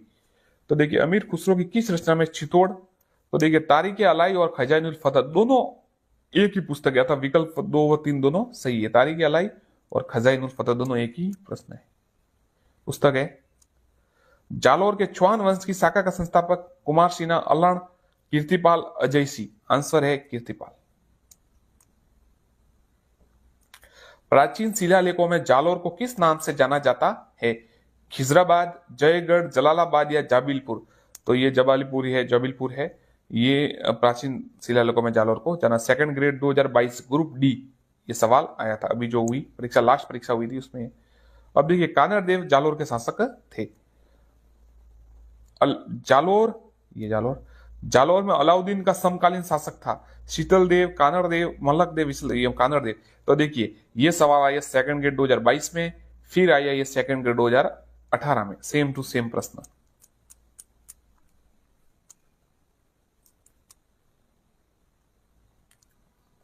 अब देखिए, राजस्थान और मुगल से संबंधित ये प्रश्न है, टॉपिक है वापस आया, मतलब ये टॉपिक आया है कि राजस्थान और मुगल जो प्रश्न थे इससे जुड़े हुए कितने प्रश्न अभी तक आए, तो ये हम टॉपिक वाइज आपको बता रहे हैं। खातोली का युद्ध लड़ा गया, तो खातोली का युद्ध जो लड़ा गया इब्राहिम लोदी और महाराणा सांगा के बीच, सेकंड ग्रेड 2015 में आया। इब्राहिम लोदी और महाराणा सांगा के मध्य खातोली का युद्ध लड़ा गया। महाराणा सांगा ने इब्राहिम लोदी को कौन से युद्ध में पराजित किया? महाराणा सांगा ने इब्राहिम लोदी को कौन से युद्ध में पराजित किया? पानीपत, खातौली, नागौर या उदयपुर? तो आंसर है खातौली। महाराणा सांगा ने इब्राहिम लोदी को कौन से युद्ध में पराजित किया? आंसर है खातौली। महाराणा सांगा ये 2018 में आया था। खातौली के युद्ध में महाराणा सांगा ने किस सुल्तान को पराजित किया? देखिए, ये वापस आ गया 2018 में आया, फिर 2022 में आया। तो इसका मतलब देखिए, अब आप समझ सकते हैं कि पुराने पेपर पढ़ने कितने इंपॉर्टेंट है, क्योंकि सवाल वैसा का वैसा रिपीट हो रहा है। अगर 2 सवाल, मतलब कुल मिला के 10 सवाल भी आपके सही हो गए तो आपका तो मतलब सिलेक्शन हो जाएगा। इसलिए आपको पुराने पेपर भले, मैं ऐसा नहीं कह रहा कि ये वीडियो से ही पढ़े, आपको जहां ठीक लगे किताब को मिल जाए वहां से देख लीजिए, कोई समस्या नहीं है। वीडियो तो देखिए बनाना पड़ता है अपने को, अच्छा लगता है मेरे को ये बनाना तो बना देता हूँ। आप देखना नहीं देखना आपकी इच्छा पर कोई समस्या नहीं, पर पुराने पेपर जहां से भी मिले आपको जरूर पढ़े। देखिए, सवाल रिपीट होते। खातौली के युद्ध में महाराणा सांगा ने किस युद्ध सुल्तान को पराजित किया? इब्राहिम लोदी। इब्राहिम लोदी। राणा सांगा व बाबर के मध्य खानवा का युद्ध हुआ था 1527। 1527। ये बहुत ही अच्छा सवाल है। ये सवाल लगातार आ सकता है और वापस आ भी सकता है। खानवा के युद्ध में किन निम्नलिखित राजपूत मुस्लिम योद्धा ने बाबर के विरुद्ध महाराणा सांगा के पक्ष लिया था? महमूद लोदी, रावल उदयसिंह, हसन खां मेवाती या गोकुल दास परमार? तो देखिए, 1 2 3 4, तो ये चारों थे ना, ये महमूद लोदी, रावल उदयसिंह, हसन खां मेवाती, गोकुल दास परमार, इन्होंने बाबर के विरुद्ध महाराणा सांगा के पक्ष में युद्ध किया। अब देखिए, निम्न में से कौन सा युद्ध महाराणा सांगा और बाबर के मध्य हुआ था? खानवा, पानीपत, तराइन या चंदेरी? तो देखिए, खानवा का युद्ध है वो महाराणा इसमें हुआ था, सांगा और बाबर के। एक अगर बयाना का होता तो बयाना का भी इसमें उत्तर होता, पर बयाना इसमें नहीं है। खानवा के युद्ध में महाराणा सांगा की सेना में कौन शामिल नहीं था? महमूद लोदी, हसन खां मेवाती, हकीम का सूरी या फिर मालदेव पठान? तो हकीम का सूर नहीं था। हकीम का सूर आपको पता है हल्दी घाटी में था, तो ये वहां पर तो कैसे हो सकता है? कर्नल जेम्स स्टुअर्ट ने निम्नलिखित में से किस युद्ध को मेवाड़ का मैराथन कहा? सेकंड ग्रेड 2011 में आया। सेकंड ग्रेड 2011 में। हल्दी घाटी, दिवेर, खानवा, सारंगपुर? तो मेवाड़ का मैराथन दिवेर को कहा है।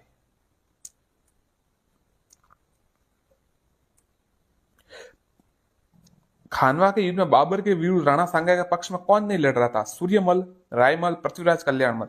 तो सूर्यमल नहीं लड़ रहा था, बाकी रायमल, पृथ्वीराज कल्याणमल लड़ रहे थे। ये 2018 में आया था। अब देखिए, 2016 वाला प्रश्न बताते हैं आपको।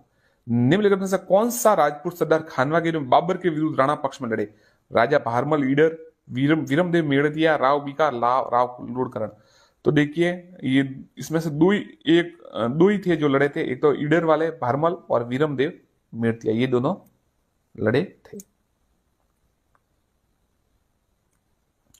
किस राजपूत सरदार ने खानवा के युद्ध में राणा सांगा के घायल हो जाने के बाद राज चिन्हों को धारण करके युद्ध जारी रखा? जयमल, झाला अज्जा, राम सहित अवर, दुर्गादास? 2016 में आया है सेकंड ग्रेड में, तो इसका आंसर है झाला अज्जा। किस राजपूत सरदार ने खानवा के युद्ध में राणा सांगा के घायल हो जाने के बाद राज चिन्ह धारण किया? बीएन राय ने किसे राजपूतों का भूला बिसरा नायक कहा था? मालदेव, रतन सिंह, चंद्रसेन, राय सिंह। तो राव चंद्रसेन को भूला बिसरा शासक कहा था। और प्रताप का अग्र महाराणा प्रताप का अग्रसेन, अग्रज भी कहा जाता है, मतलब अग्रणी भी कहा जाता है, जिन्होंने अकबर की अधीनता स्वीकार नहीं की थी। चंद्रसेन ने अपने ही राज्य की आम जनता में अलोकप्रिय क्यों हो गए? जनता पर कर बढ़ाए, महाजन वर्ग से धन की लूट, सामाजिक प्रथा को अनावश्यक हस्तक्षेप, स्वयं की विलासिता। तो देखिए, महाजन वर्ग से धन की लूट। चंद्रसेन अपने राज्य की आम जनता में अलोकप्रिय हो गए। 2018 में सवाल आया था। वैसे ही सवाल मैंने भी इतना कभी देखा नहीं, तो देखिए, किसे महाराणा प्रताप का पथ प्रदर्शक कहा जाता है? यही मैं कह रहा था, तो राव चंद्रसेन को। ये 2018 में ग्रुप 2 में आया था। महाराणा प्रताप का राज्याभिषेक कहां हुआ? चित्तौड़, गोकुंदा, निम्बेड़ा, बड़ी सादी। आंसर है गोकुंदा, ध्यान रखिएगा साथियों। ये मुगल और राजपूत संबंध जो है, मेवाड़ संबंध है, उसमें से ये प्रश्न आ रहे हैं। राजपूत, मेवाड़, मुगल संबंध, जो भी प्रश्न बन रहे हैं आज तक टॉपिक, इस टॉपिक पे जितने प्रश्न बने हैं वो सभी मैं आपको बता रहा हूं, तो आप ध्यान से देखें। निम्नलिखित में से कौन से राजपूत सरदार हल्दी घाटी के युद्ध में राणा पक्ष में लड़े थे? राम सिंह तंवर, बीदा झाला, राव कृष्णदास छुंडावत, अशोक परमार। साथियों, ये सवाल बार बार आ रहा है कि कौन या तो महाराणा प्रताप के साथ लड़ा या फिर राणा सांगा के साथ लड़ा, तो आप इसको याद जरूर करें। तो ये महाराणा प्रताप वाले, तो 1, 2, 3 राम सिंह तंवर लड़े, फिर लड़े बीदा झाला और अशोक परमार। ये कृष्णा छुड़ावत नहीं, हम आपकी जगह, ये थोड़ा मिस्टेक हो गया, याद रखिए, वापस आपको बताता हूं। देखिए, महाराणा प्रताप के पक्ष में कौन कौन लड़े? एक तो राम सिंह तंवर, फिर बीदा झाला और रावत कृष्णदास छुंडावत। अशोक परमार नहीं लड़े। ये 3 ध्यान रखिएगा।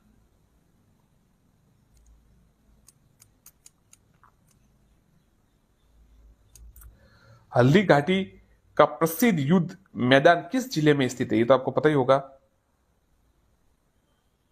आप इसका कमेंट कीजिए। उदयपुर, राजसमंद, चित्तौड़ या भीलवाड़ा। ये आप इसमें कमेंट कीजिए कि वो किस में,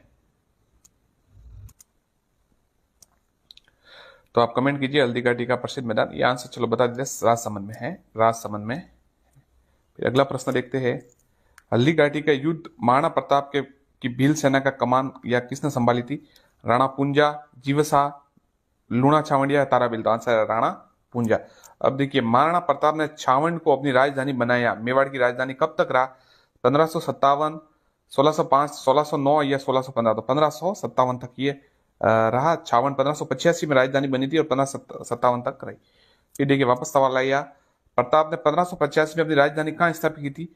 तो ये छावंड में स्थापित की थी। अकबर के संरक्षण में मानसिंह द्वारा अपना प्रथम सैन्य अभियान किसके विरुद्ध लड़ा? सुरजनहाड़ा, महाराणा प्रताप, केदार राय, रामचंद्र। तो देखिए, प्रथम अभियान जो सेकंड ग्रेड 2018 में आया था, तो ये महाराणा प्रताप के विरुद्ध लड़ा, मेवाड़ के विरुद्ध। मुगलों द्वारा राजा मानसिंह को कौन से सूबे की सूबेदारी दी गई थी? कौन से सूबे? तो काबुल, बिहार और बंगाल। काबुल, बिहार और बंगाल। मानसिंह ने किस प्रांत की सूबेदारी के दौरान ईशा खां और सुलेमान केदार राय को नियंत्रित किया? बंगाल की।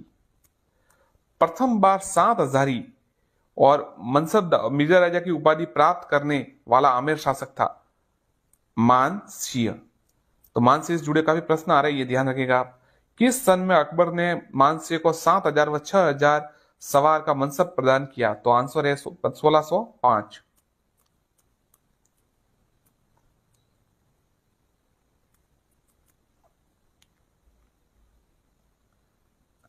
1572-73 में अकबर ने जोधपुर किसे सुपुर्द किया?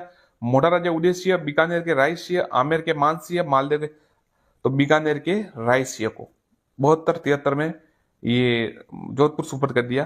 किस राजपूत शासक को राजपूताना का कर्ण कहा जाता है? महाराजा राय सिंह। बीकानेर के माया राजा गद्दी पर कब, राय सिंह गद्दी पर कब बैठे? 1576 में। मुगल शासक अकबर के समय बीकानेर के शासक राय सिंह निम्न में से किस सैन्य अभियान में शामिल नहीं थे? बलूचिस्तान, कांधार, बंगाल, काबुल। तो देखिए, बंगाल में वो शामिल नहीं थे, बाकी बलूचिस्तान, कंधार और काबुल में शामिल थे। ग्रुप एएमएस 2022 में आया था। अब देखिए, इसमें स्टार मिल गया, बोनस है शायद सवाल क्या है, फिर भी देखते हैं। राणा राज सिंह मेवाड़ का समकालीन था। अकबर, जहांगीर, औरंगजेब, शाहजहां। ये देखिए 2013 में आया। इसमें तकलीफ ये हुई थी कि शाहजहां और औरंगजेब दोनों थे, दोनों उसके समकालीन थे, उनके समकालीन थे, तो इसको बोनस दे दिया था। निम्नलिखित में से किस राजपूत शासक द्वारा औरंगजेब के विरुद्ध विद्रोह किया गया था? महाराजा जय सिंह, महाराजा करण सिंह, महाराणा राज सिंह, अनिरुद्ध सिंह हाड़ा। तो महाराणा राज सिंह। मुगल मारवाड़ संघर्ष छीनने पर मेवाड़ के विरुद्ध किसने राठौड़ों का साथ दिया? महाराणा करण सिंह, महाराणा जय सिंह, महाराणा जगत सिंह, महाराणा राज सिंह। आंसर है महाराजा राज सिंह। निम्नलिखित में से किस राजपूत शासक ने विजय कड़कातों की उपाधि धारण की? बहुत ही अच्छा सवाल है, 2002 ग्रेड 2016 में यह सवाल आया था। महाराजा जसवंत सिंह, महाराणा कुंभा, महाराणा सांगा या महाराणा राज सिंह। तो विजय कड़कातों की जो उपाधि है महाराणा राज सिंह ने धारण की थी। देखिए ये भी सवाल कई बार आ चुका है और आता है। औरंगजेब और महाराणा राज सिंह के मध्य जो लड़ाई थी उनके मध्य, तो देखिए ये सवाल आता है कि मेवाड़ के महाराणा राज सिंह द्वारा किस राजकुमारी के साथ विवाह करने के कारण औरंगजेब उससे नाराज था? रूपमती, छारूमती, भानुमती या गुणवती। आंसर है छारूमती। ध्यान रखिएगा, छारूमती। सेकंड ग्रेड 2018 में यह सवाल आया था और वापस भी आ सकता है। छारूमती किशनगढ़ की शायद रानी राजकुमारी थी, तो उससे विवाह के कारण ये औरंगजेब उनसे नाराज था।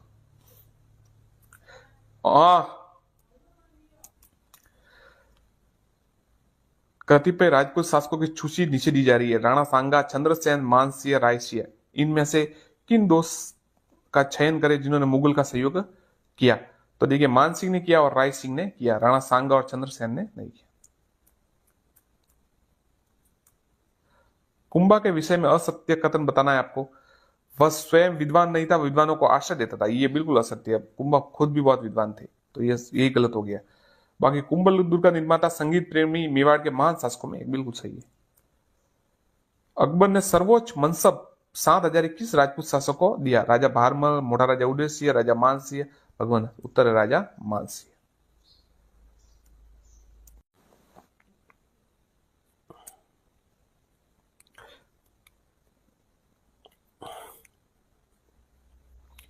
प्राक हड़प्पा संस्कृति में प्राप्त हुई आहाड़, बालाथल, कालीबंगा, गणेश्वर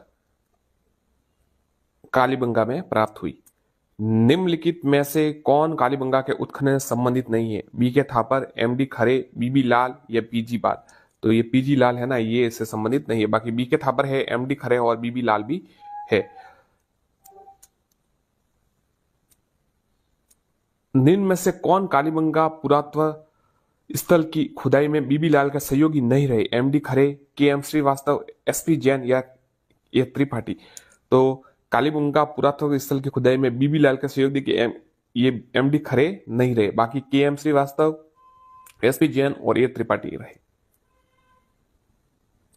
निम्न में से किस इतिहासवेता ने कालीबंगा को सिंधु घाटी की साम्राज्य की तृतीय राजधानी या तीसरी राजधानी कहा? सीएच जोसा, श्यामलाल दास, दशरथ शर्मा और दयाराम साहनी। तो आंसर है दशरथ शर्मा। ये सवाल 2013 सेकंड ग्रेड में आया था, मैंने भी दिया था ये पेपर। और ये सवाल किसी दूसरी गाइड से मैंने पढ़ा था, उसमें कुछ अलग उत्तर लिखा हुआ था तो गलत हो गया था वहां पर। ये साहनी लिख दिया शायद मैंने, कुछ ऐसा। या दूसरी गाइड में भी आपको होता मिस्टेक हो दिया कहीं। मैं नाम नहीं बताऊंगा गाइड का, जाने दीजिए। पर दशरथ शर्मा इसका उत्तर है, तीसरी राजधानी कहा था, याद कीजिए। 7 अग्नि वेदिकाओं की पंक्ति प्राप्त हुई? आहाड़, बैराट, गणेश्वर, कालीबंगा। आंसर है कालीबंगा। जूते हुए खेत के प्रमाण निम्न में से किस पुरास्थल में मिले? आहाड़, कालीबंगा, गणेश्वर, बैराट। आंसर है कालीबंगा। सेकंड ग्रेड 2016 में ग्रुप ए में ये सवाल आया था। साथियों, हम जो ये प्रश्न करवा रहे हैं ये आज तक के सभी पेपरों में जो प्रश्न है, इससे पहले भी 2 वीडियोस अपलोड हो चुके हैं, लगभग 1 घंटे के साइड, 1 आवर्स के।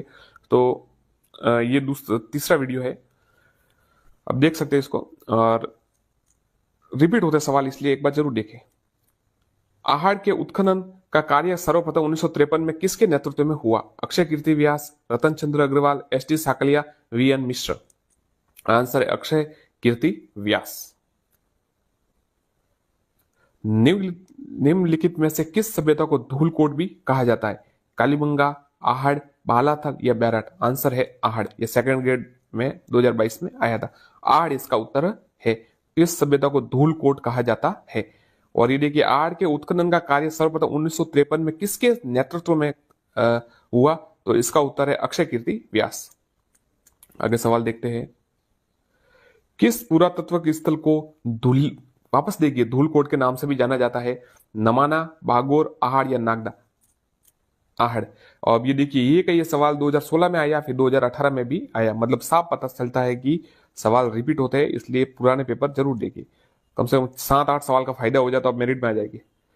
निम्न में से किस स्थल को ताम्रवर्ती नगरी के नाम से जाना जाता है? बैराट, आहड़, कालीबंगा, बागोर? आंसर है आहड़, ताम्रवती नगरी के नाम से। आहड़ को किस संस्कृति का केंद्र माना जाता है? काले मृद भांड, तांबे के मृद भांड, चांदी के मृद भांड या लाल काले मृद भांड? तो आंसर है लाल काले मृद भांड। आहार के विषय में निम्न कथनों पे कौन सा कथन असत्य है? 2016 में आया यह सवाल। आहार के विषय में निम्नलिखित कथनों में से कौन सा कथन असत्य है? आहार के उत्खनन से मानव जीवन के विभिन्न क्षणों पर प्रकाश पड़ता है, यह सही है। मिट्टी अथवा कच्ची ईंटों से निर्मित भवन अब उपलब्ध नहीं है। आहारवासी दीवारों और नींवों को मजबूत व सौंदर्य बनाने के लिए मिट्टी में क्वार्ट्ज व टुकड़े चिप्स के सम्मिश्रण करते थे, ये भी सही है। आवश्यक भवनों की नींव ईंटों की होती थी, ये गलत है। कौन सी सभ्यता या कौन सी वस्तु आहार से संबंधित नहीं है? छावल, कृष्ण लोहित मृद भांड, तांबे की वस्तुएं, चित्रित धूसर मृद मृद भांड? ये सही नहीं है। बाकी देखिए, चावल भी है, जो लाल काले लोहित लाल मृद भांड भी है, और तांबे की वस्तुएं भी है। कौन सी फसल आहार में नहीं होता था? गेहूं, चावल, जौ, बाज? तो देखिए, इसको स्टार मिला था, मतलब शायद ये बोनस मिला था उस समय, तो ये सवाल अब वापस रिपीट होने की पॉसिबिलिटी कम है। आहार के उत्खनन से प्राप्त कौन सी प्राप्य बाह्य सामग्री को संकेत देती है? ताम्र उपकरण, सेल खड़ी मनके, लेपिज लाजुली या टेराकोटा मनके? तो देखिए, आहार के उत्खनन से प्राप्त कौन सी सामग्री बाह्य संपर्क को? तो आंसर लेपिज लाजुली।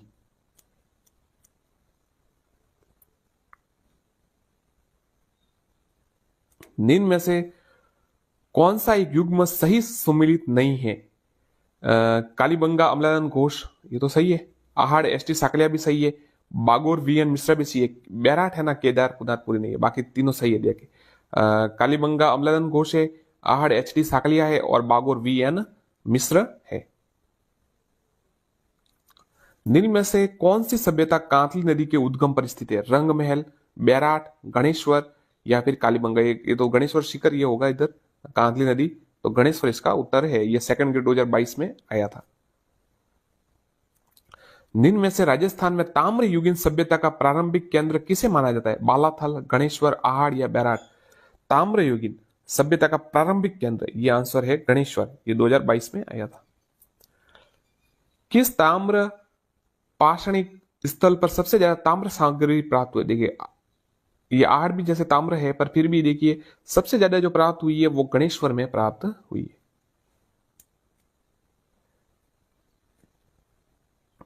राजस्थान के कौन से स्थल से यूनानी शासक मिनांडर के सिक्के प्राप्त हुए?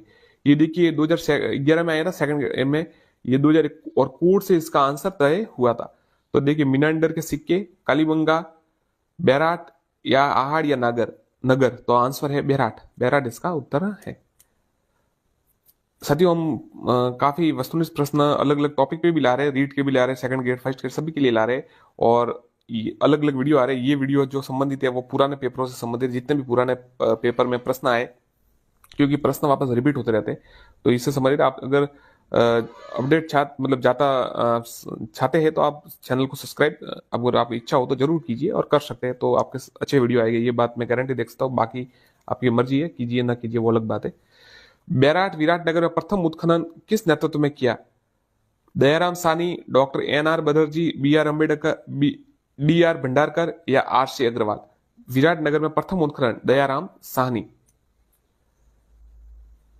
सन 1837 में बीजक पहाड़ी बैराट स्थित अशोक के शिलालेख को किसने खोजा? Captain Burt, colonel James Tod, captain Hawkins, R C Agarwal?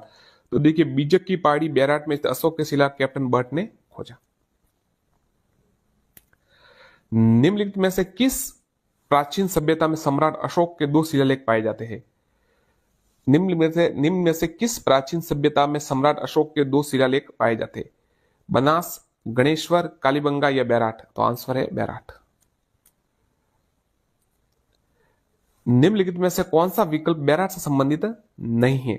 Bhimji की डुंगरी, बीजक की डुंगरी, महादेव जी की डुंगरी, राव जी की डुंगरी। तो देखिए बैराट से संबंधित भीमजी की डुंगरी है, बीजक की डुंगरी भी है और महादेव जी की डुंगरी है, ये राव जी की डुंगरी नहीं है। तो 3 याद कीजिए, भीमजी, महादेव जी और बीजक।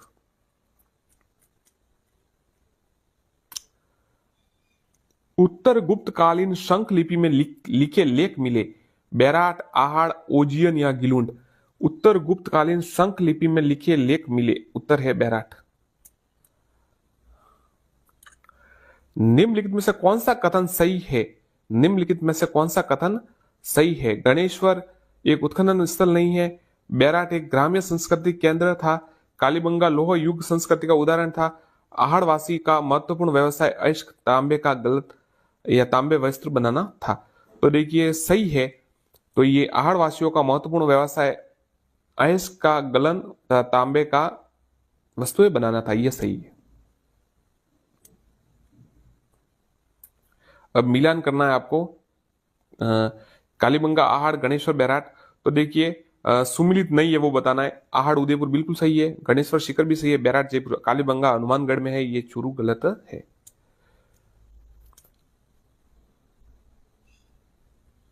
घटियाला शिलालेख में निम्नलिखित में से किस वंश की जानकारी प्राप्त होती है? सेकंड ग्रेड 2022 ग्रुप बी में यह सवाल आया था, जीके में वापस भी आ सकता है, अच्छा सवाल है। गुहिलोत, कछुआ, सिसोदिया या मंडोर के प्रथियार। घटियाला शिलालेख में किस वंश की जान, तो आंसर दीजिए, कमेंट कीजिए। आंसर है मंडोर के प्रथियार। निम्नलिखित में से किन अभिलेखों में प्रतिहारों को गुर्जर कहा गया? नीलकुंड, देवली, राधनपुर या कराड़। कमेंट कीजिए अगर आपको पता हो तो। निम्नलिखित में से किन अभिलेखों को में प्रतिहारों को गुर्जर कहा गया है? तो देखिए इसका आंसर है ABCD, मतलब 3-4 नीलकुंड, देवली, राधनपुर और कराड़, चारों में ये आंसर है, याद रखिएगा। देखिए सर इसमें कोई इतना इंपॉर्टेंट नहीं है कि आप मतलब पढ़े जल्दी जल्दी, ये कोई इंपॉर्टेंट नहीं है, आपको याद होना चाहिए, एक बार में सवाल याद होना चाहिए, आपको इतना फोकस करना चाहिए। क्योंकि एक कोटेशन है, ध्यान रखिएगा कि जो जल्दबाजी करते हैं वो मिनटे बचाकर घंटे बर्बाद कर देते हैं, यह ध्यान रखिएगा। तो मतलब जल्दबाजी कभी ना करें, आराम से पढ़े और शांति से पढ़े। राजस्थान में संस्कृत का प्राचीनतम अभिलेख कहाँ है? नानसा, पुष्कर, बयाना, गोसंडी। तो राजस्थान में संस्कृत का प्राचीनतम अभिलेख है गोसुंडी। जैन मंदिर की स्थापना का उल्लेख करने वाला प्रतिहार अभिलेख कौन सा है? मंडोर का अभिलेख, नाडोल का अभिलेख, नागदा का अभिलेख, घटियाला का अभिलेख। जैन मंदिर की स्थापना करने वाला प्रतिहार अभिलेख, आंसर है घटियाला का अभिलेख। प्रतिहारों की 26 शाखाओं में से सबसे प्राचीन शाखा ग्वालियर, मंडोर, उज्जैन या कन्नौज। तो आंसर है मंडोर। प्रतिहारों की 26 शाखाओं में सबसे प्राचीन शाखा मंडोर।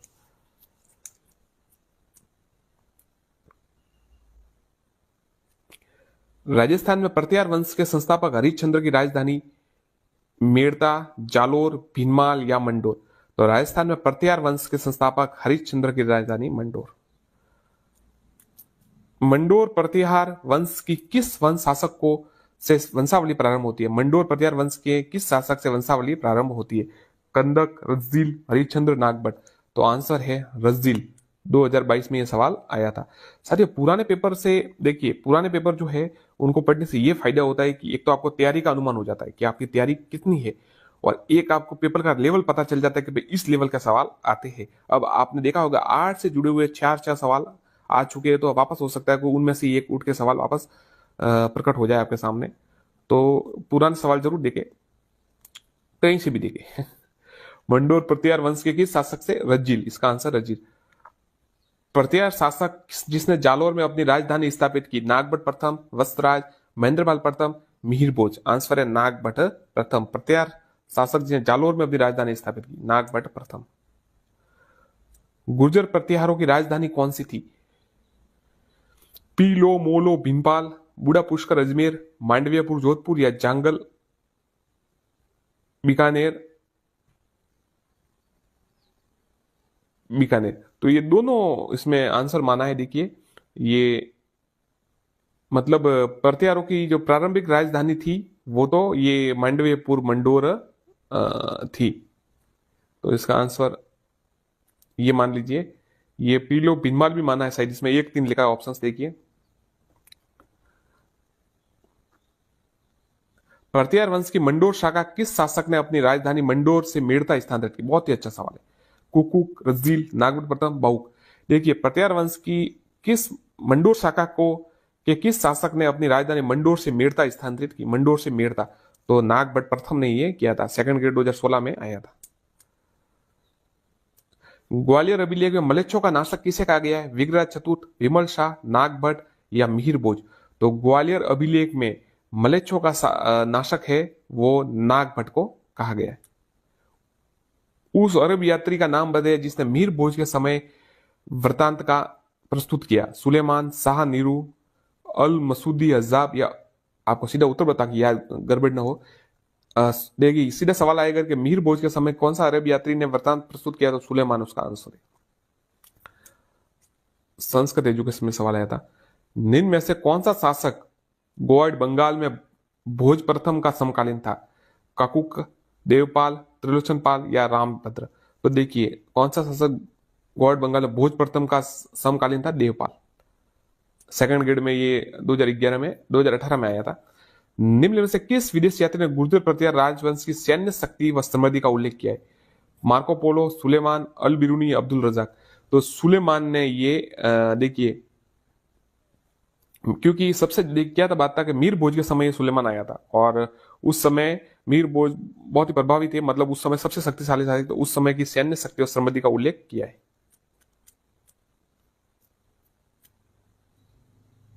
निम्नलिखित में से गुर्जर प्रतिहार शासकों में से किस ने ग्वालियर प्रशस्ति उत्कीर्ण करवाया? नागभट सेकंड, कुकुक, मिहिर भोज, महेंद्रपाल? आंसर है मिहिर भोज।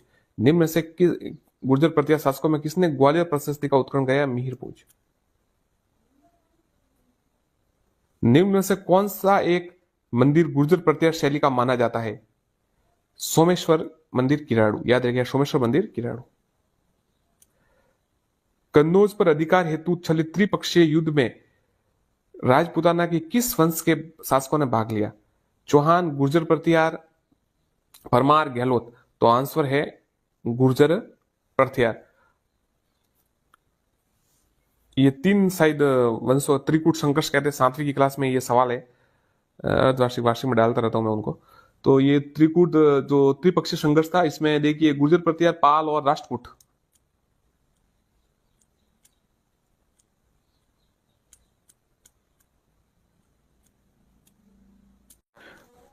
दो 2011वीं जनगणना है 15वीं, 12वीं, 16वीं या 14वीं? आंसर है 15वीं, और अब जो होगी वो 16वीं होगी।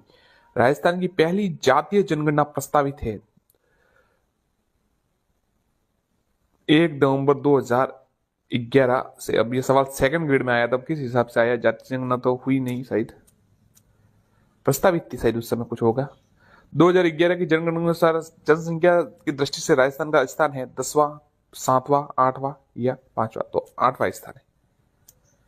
अब कथन देखिए, राजस्थान में जनसंख्या का वितरण असमान है।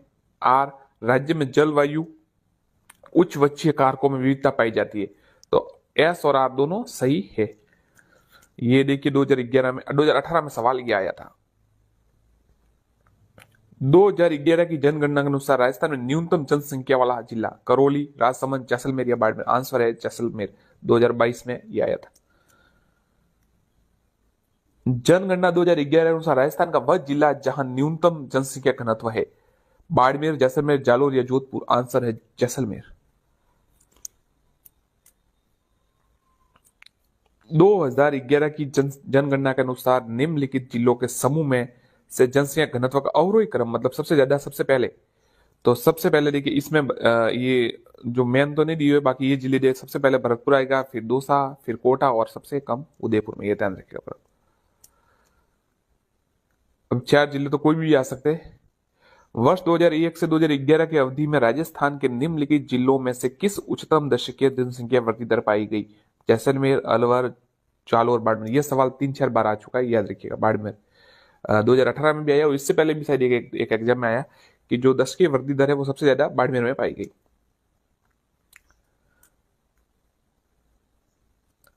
दशक 2001-11 के मध्य राजस्थान में किस जिले में जनसंख्या सर्वाधिक रही? ये बाड़मेर देखा, मैंने कहा ना आपको। ये देखिए 2018 में आया, 2022 में भी ये कई सवाल आया। समझ सकते हैं कितने सवाल रिपीट होते।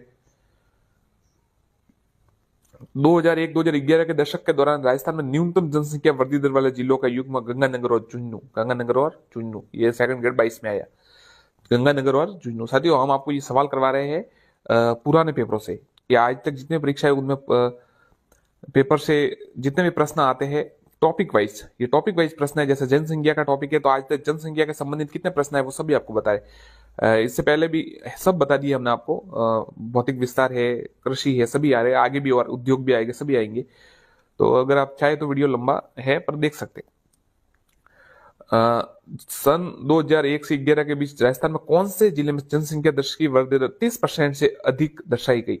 तो देखिए इसका आंसर सीडी मतलब जोधपुर और बाड़मेर। 2018 स्पेशल एजुकेशन में सवाल आया था।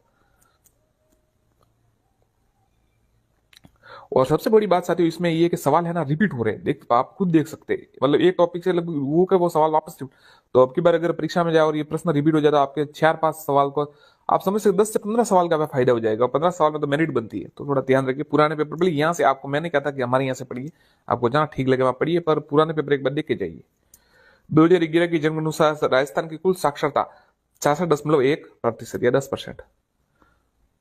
ये 10% 66.1 है, मतलब एक जीरो आएगा पीछे। 2011 की जनगणना के अनुसार राजस्थान में ग्रामीण व शहरी साक्षरता दर है, ग्रामीण और शहरी, तो देखिए 61.4 और 79.7, ये शहरी और ग्रामीण साक्षरता दर है। राजस्थान